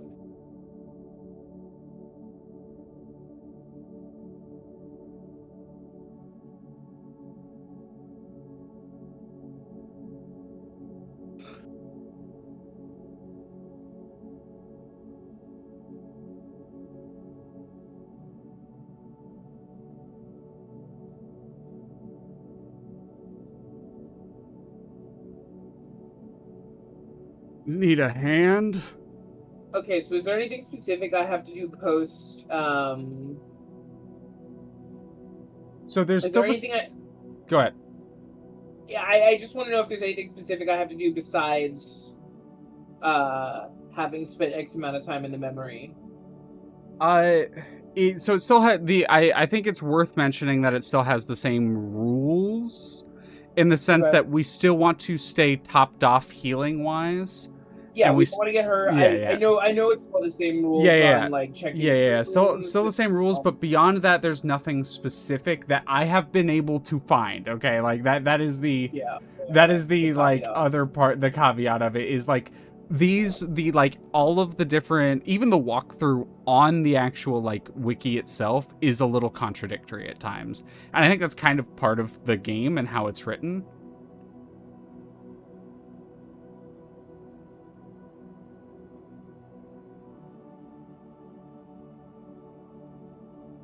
There's a rule. Whenever you're hurt, try to spam interactions. I'm going to double check, see if there are any leave markers that we would be missing.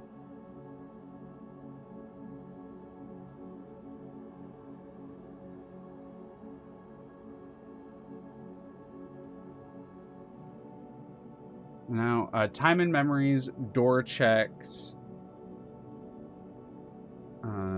healing time fraction, heal time segment, NPC talks. Yeah, so this one's hard to get because it has so few things that push towards it. Those are the only ones that push towards it. Yeah. Here, I fucking feel you though, Zan. I was talking about it earlier when I was on just chatting before I started stream. I, like, especially since I just love streaming so much, like, it's fucking hard for me to relax. Like, yeah, I took these last 5 days off because I needed them and I wanted them, and I took a couple more days off than I thought I was going to.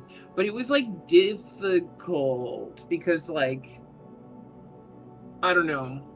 I really like streaming and I really like hanging out, and, like, I can go for so long because I enjoy doing it, right? So, like, when I'm not doing it, like, yeah, like, I need to relax, but it's hard for me to not think about it because it's so much fun. Like, I have such a good time. Like, it's very fulfilling.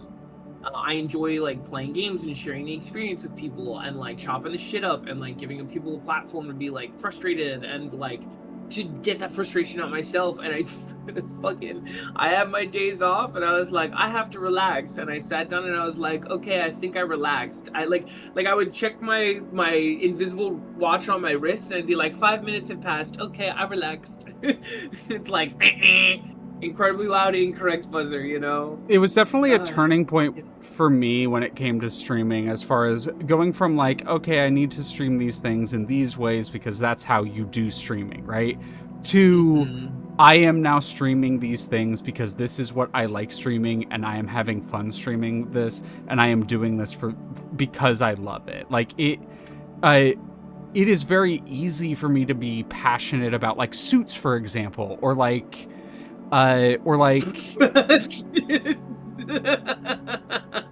Sorry, laughing. No, you're good. You're good. Momo showing up and being like, "You need to relax." I mean, you do need to relax, but like I've also I did. I took days off. I've also been making like a new overlay for myself, like beyond this one. This one was always meant to be like a temporary overlay. I whipped this one up in a couple hours, and it's very nice. But I'm working on a better one for myself, and it's easier for me to be inspired to do that when I have. Ooh, got you. When I'm doing it for things I love, right, and not doing it because I feel like I have to. Yeah, you had the worst. I'm so sorry. I'm so sorry. Bad Deadlock games are so bad. They're such a bad time. Oh, my condolences. This is which safe is this? Classroom safe. 300 value lock fuse box. This, if it's not 204512, then I'll have to go digging. 204512. Okay, let's try it. 04512.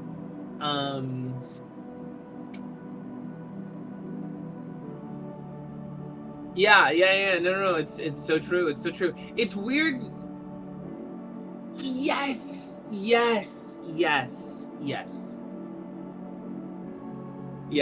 And for me, I think that's streaming for me. Like, I've realized I need streaming to be, like, I have social anxiety, you know? I'm autistic, like, I get overstimulated, but I'm also extremely extroverted. So I need streaming to get out a lot of my social energy. A big thing I noticed the last few days that I was taking off is that I had a lot of social energy to expend to, like, hang out with people and to talk to people, and not even just, like, people in general, like, new people, you know, like, new spaces and stuff like that. I had a lot of energy for it, and I didn't have that, so I was like, rah. I was like shaking the bars of my enclosure, you know? Yeah, that's definitely part of it too, Grav, is just like, there's a lot of frustration that I've had about a lot of things for a really long time, and I am very glad to have the platform to like yell about them and have people, it does fill me with an immense amount of energy to have people yell back at me in affirmation of like, we are frustrated too, we also want things to change, you know?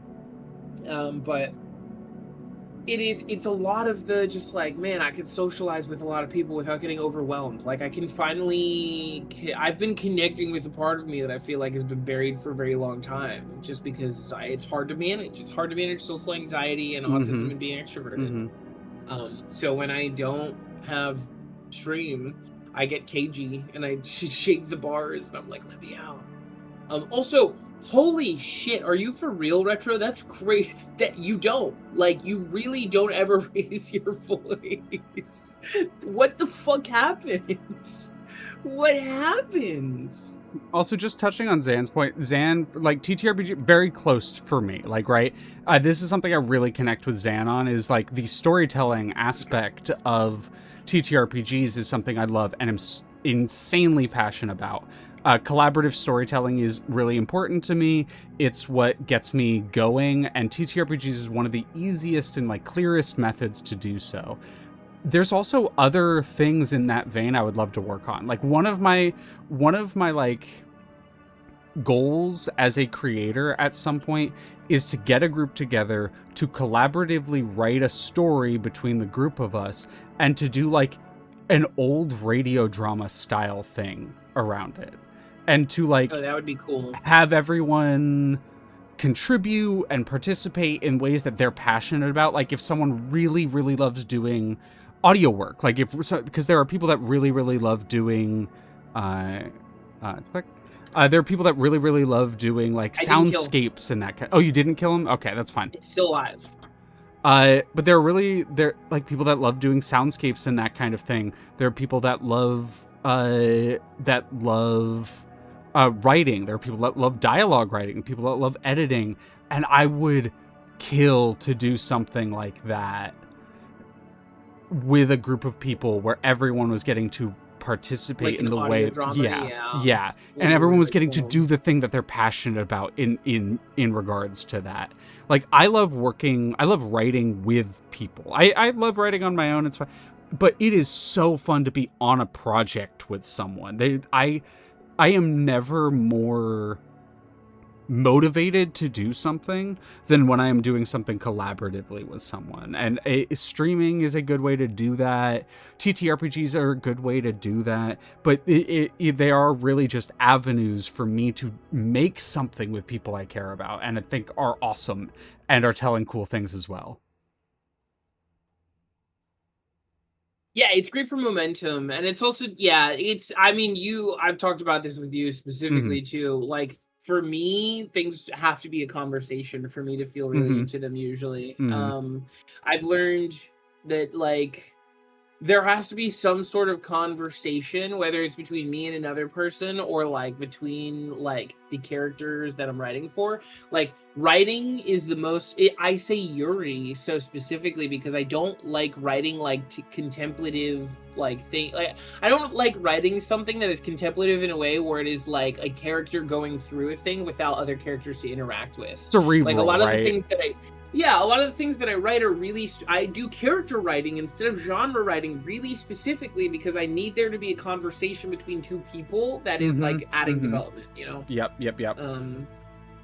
So that like, you know, collaborative storytelling just kind of lends itself to that naturally. Exactly. And so like, I think it's really, something I think is really awesome is like the way that all three of us like, sort of, and like people in general, other people in the creative space, and I'm only bringing up like Zan, you and I, because I've talked to you two a lot about this, and you're currently here in the conversation. But like, excuse me. You got this. No! The reason why or something I think is fascinating is like streaming is where that like cross section is. You're so passionate about streaming. Zan's so passionate about TTRPGs. I'm so passionate about storytelling. Other people are so passionate about acting is another one. I love working with people who are passionate about their characters, who are passionate about like how they're portraying them, how they're acting, the way that they're depicting this character. Like I love working with people like that. Why I love working with you, because there's that level of like commitment and drive.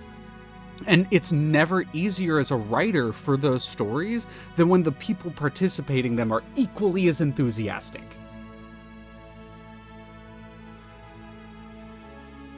Exactly. On my stage play!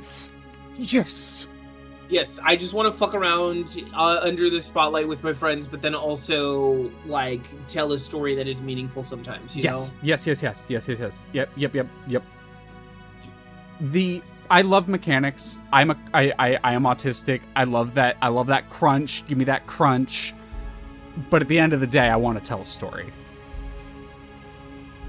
That's done that to me a lot of times, Benny. I've played with people who the most frustration and like difficulty I've had is playing with people who don't fundamentally understand why they're drawn to a TTRPG and say it's for one reason when it's really another. So this is a really interesting. I have a bit of a rant on like role playing. I want you to finish your thought because I don't want to like interrupt, but like I have a bit of a rant on role playing.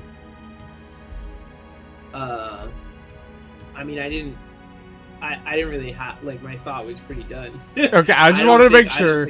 I don't need more thought. I'm sorry, one of my big rant on role-playing, really, and I'm going to boil it down as much as I can, but it really boils down to, there are a lot of people who are incredible storytellers and not great role players.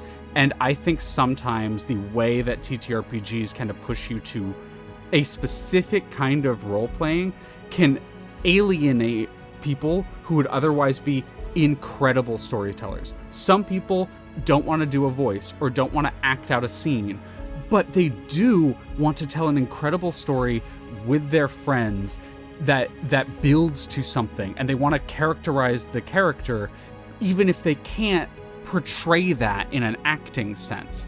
And there are TTRPGs that lend themselves to that, which is why I try to practice with them as well. Like Monster of the Week and like Suits are good examples of, in my like Monday game is a great example, people who are not as invested in the roleplay side of things, but are still as invested in the story. And that, more than anything, is important to me, because some of the best players I've had for those kinds of games are not role players. They're writers who are there to tell an awesome story with their friends. And that's so fucking cool to me.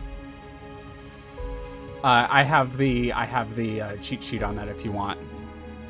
It doesn't matter. We have to go through everything so that we can get the ring anyway, because it breaks when the ring, when the top falls. Yeah, I mean, I want to find that system for you, Retro. Like, I want to find that system for you, but I want to find that system with you because I desperately want to play in a very long campaign run by you.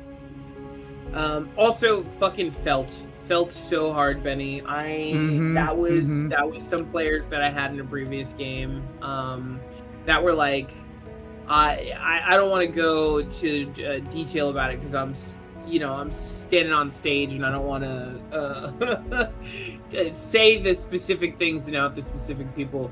But yeah, I feel that very hard. Sometimes you give players a lot of opportunities to distinguish themselves, and you try to tell them very directly, I'm going to give you the limelight so you can feel different, and I'm going to serve you up opportunities to distinguish yourself. And then they just don't do it, and then they go, you didn't give me the opportunity. And there's not really much you can do at that point. And honestly, I think kind of to the point I was trying to make is like, that is more about investment than roleplay, right? Like, I would rather take a shitty role player who is invested in the story deeply and like is trying hard to do well with their character than a great actor who's just sitting there.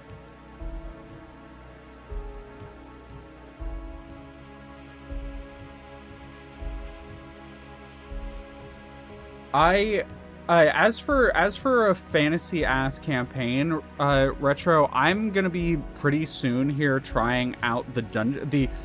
So Dungeon World has some flaws. There's a Dungeon World 2 that's coming out soon, second edition of Dungeon World. I assure you, this is not an issue that can be easily solved. This is like we will have to make a sort of system type deal because got it.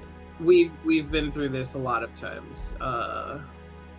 I was just gonna say I will let you know my thoughts on it when I'm after I've tried it. But I'm also making a general use fantasy flavor system because of a similar reason, where it's like I am not satisfied with the way the games that are currently available for that. What are we at for kills? We are at 231. Or sorry, 231. 31. We have to be under 100? Under 90. Under 90. I want to DM an old school style D&D game so badly, but I'm a drywall when it comes to asking people to I'm kind of on the opposite, Phil, where like I'll invite people to games willy-nilly. I need a lot more practice at healthily asking to join in on something. I think that's something I don't have a lot of experience with and I want to like work on, because there are so many things I want to be a part of but don't want to intrude on, and that's a really hard balance to maintain.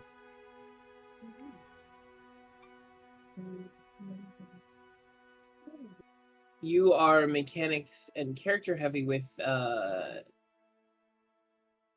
yeah, I'm the same way, Grav, except I do not have a co-DM. So I will regularly dunk my head underneath a pool of why did I try to do so much? So I know for Phil Zan is that Phil does your English is impeccable as far as I've seen, Phil, but I know there is the English second language part of it where Phil's main language is Portuguese, so that is something to take into consideration for when you're understanding like who to have for people, because I do know some players who who struggle with accents in certain times. And it's like, it's nothing personal. It's just it's their audio processing mixing with how accents happen. And that's something that unfortunately has to be taken into consideration, is literally just that sort of like, player compatibility from a practical standpoint. And it kind of sucks, honestly. There are people that I wish could work together, but can't for practical reasons.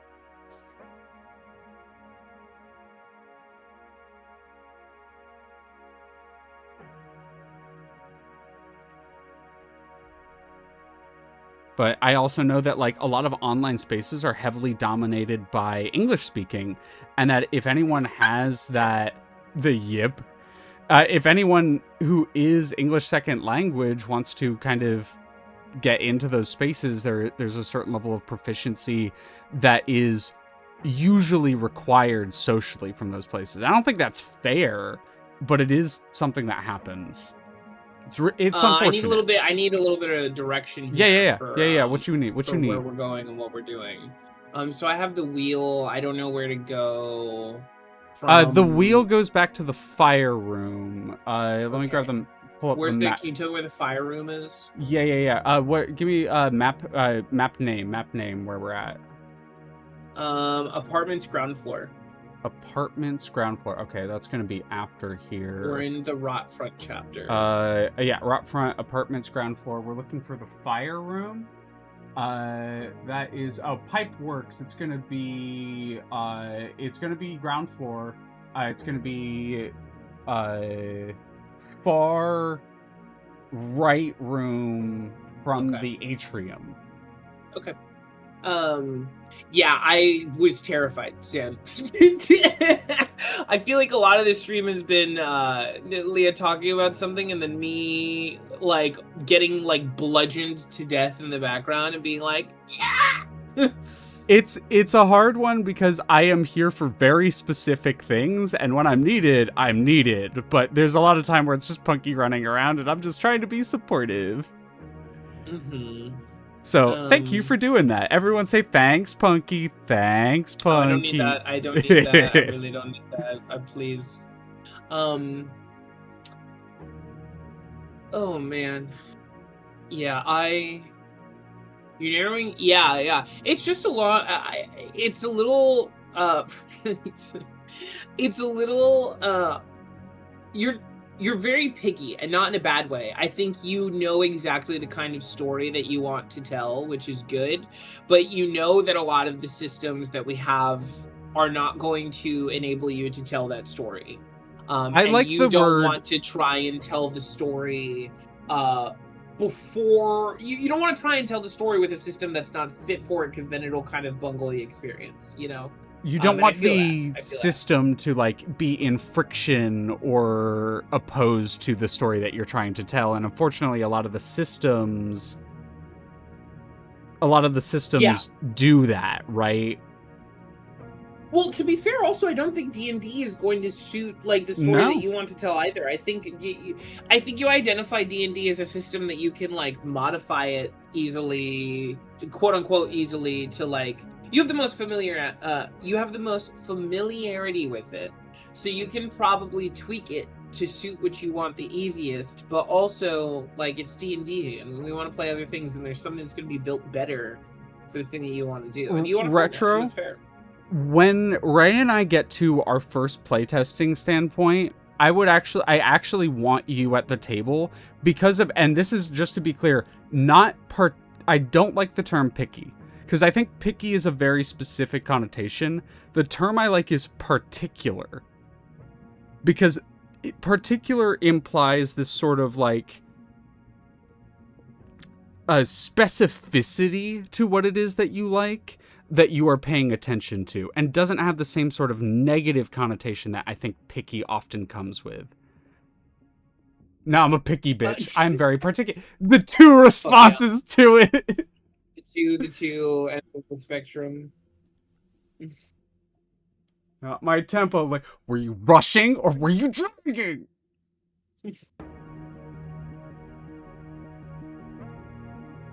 Do you need help with that puzzle? Nope. By the way? Okay. I'm a dry wall when talking to anyone, even in my native language. I just feel very anxious when talking to people in general. Well, Phil, I'm glad you can come in here and you feel comfortable enough to open up and talk about the things you're passionate about, because I love hearing about them.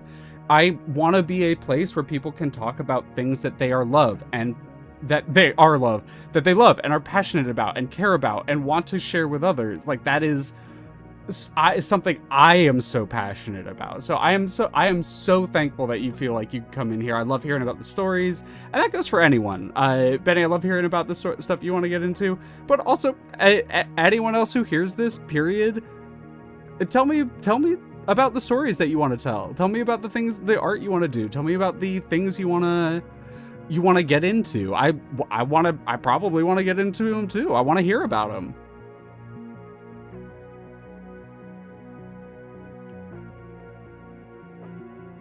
I think everyone's an artist, you just haven't found your medium.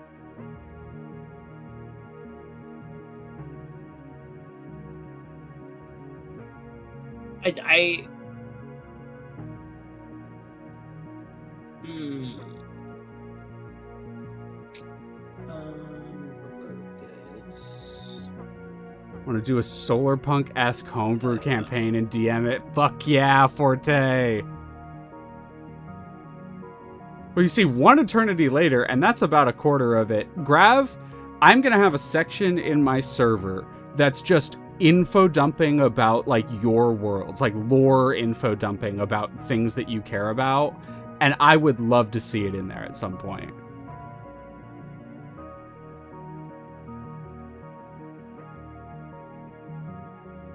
Yeah, essentially, our communities are a space, especially when it comes to TTRPG stuff, where if you would like resources and you want help finding a thing, you let us know, and we'll throw stuff at you.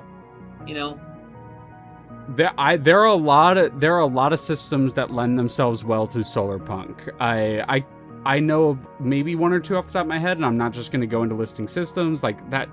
I've learned that that's a more personal thing, right? Like, a lot of people finding systems. Even though I recommended one too. What's the code for that one?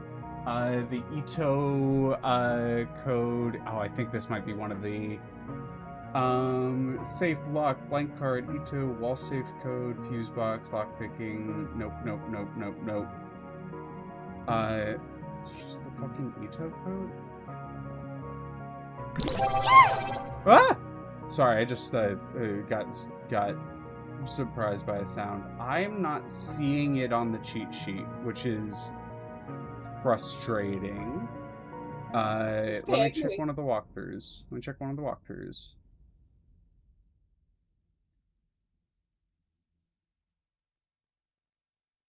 Yeah, it's kind of exactly what Zan said, and it's what I said earlier. You know, we get better at things by doing them. You just gotta practice, you know? And it's the same thing for TTRPGs. Okay. You just gotta be a GM or you gotta be a player. You know, and doing one will make you better at the other, but doing that thing will always make you better at doing that thing as long as you care about it and are paying attention. Try 560524.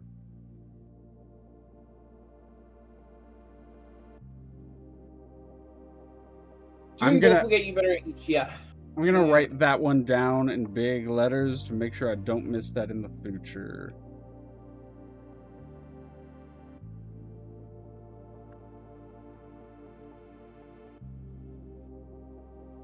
Five, 6, 0, 5, 2, 4.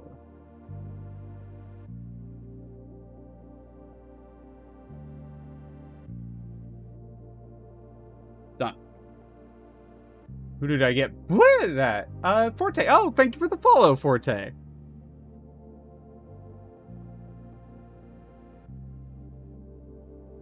Where you get better at TTRPGs, player jamming is through practice. Yep. I'm working on practicing. I'm working on practicing as both. I don't think I'll ever be fully satisfied. I don't think you should be. Yeah. I think that's a smart instinct to have, Grav. It's also like the other big thing is like knowing how practiced you want to be for the type of story that you want to tell, right? Yep. It's Mhm. a lot of like understanding what is going to be the most appropriate for what you're trying to do, right? Because if you're just trying to have a whimsical little romp in Fantasyland, you don't have to Fucking clean, by the way. thank you. You don't have to, you know, fucking reread all of Lord of the Rings and then run like 5 games. Like you can run a little romp in Fantasyland pretty easily. But if you want to tell like a space opera epic, yeah, maybe get some practice in with some like, you know, longer form sci-fi games and kind of get that style down that you want before you do it.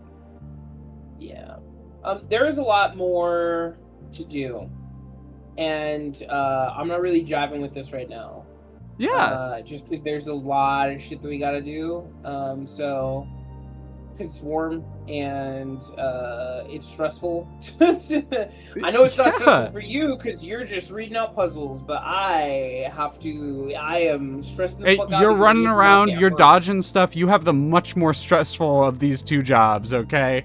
I definitely think it's a cooperative thing, but I definitely think that there's a percentage difference on your end for like the amount of work you're having to do. So I was joking earlier when I said like everyone say thanks, Pookie, but genuinely thank you for doing this stream with me and thank you for doing that because no, you're all good. It's fucking awesome. I expected that to be the case. I'm gonna take another quick 5 just to give myself a sec, and then when I come back, I'll do some Darktide. All right. I am going to end stream and then immediately start again, so I have the VOD of this locked down as the VOD of this, and then I'll start up Darktide.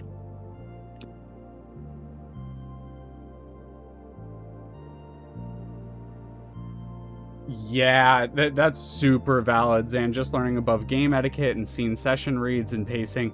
It's very important. It's actually what I've been trying to practice the most recently, is trying to read table, trying to support others, trying to accentuate performances, and trying to build things up. You are impeccable at it, but it is something that takes a lot of practice if you want to be really good.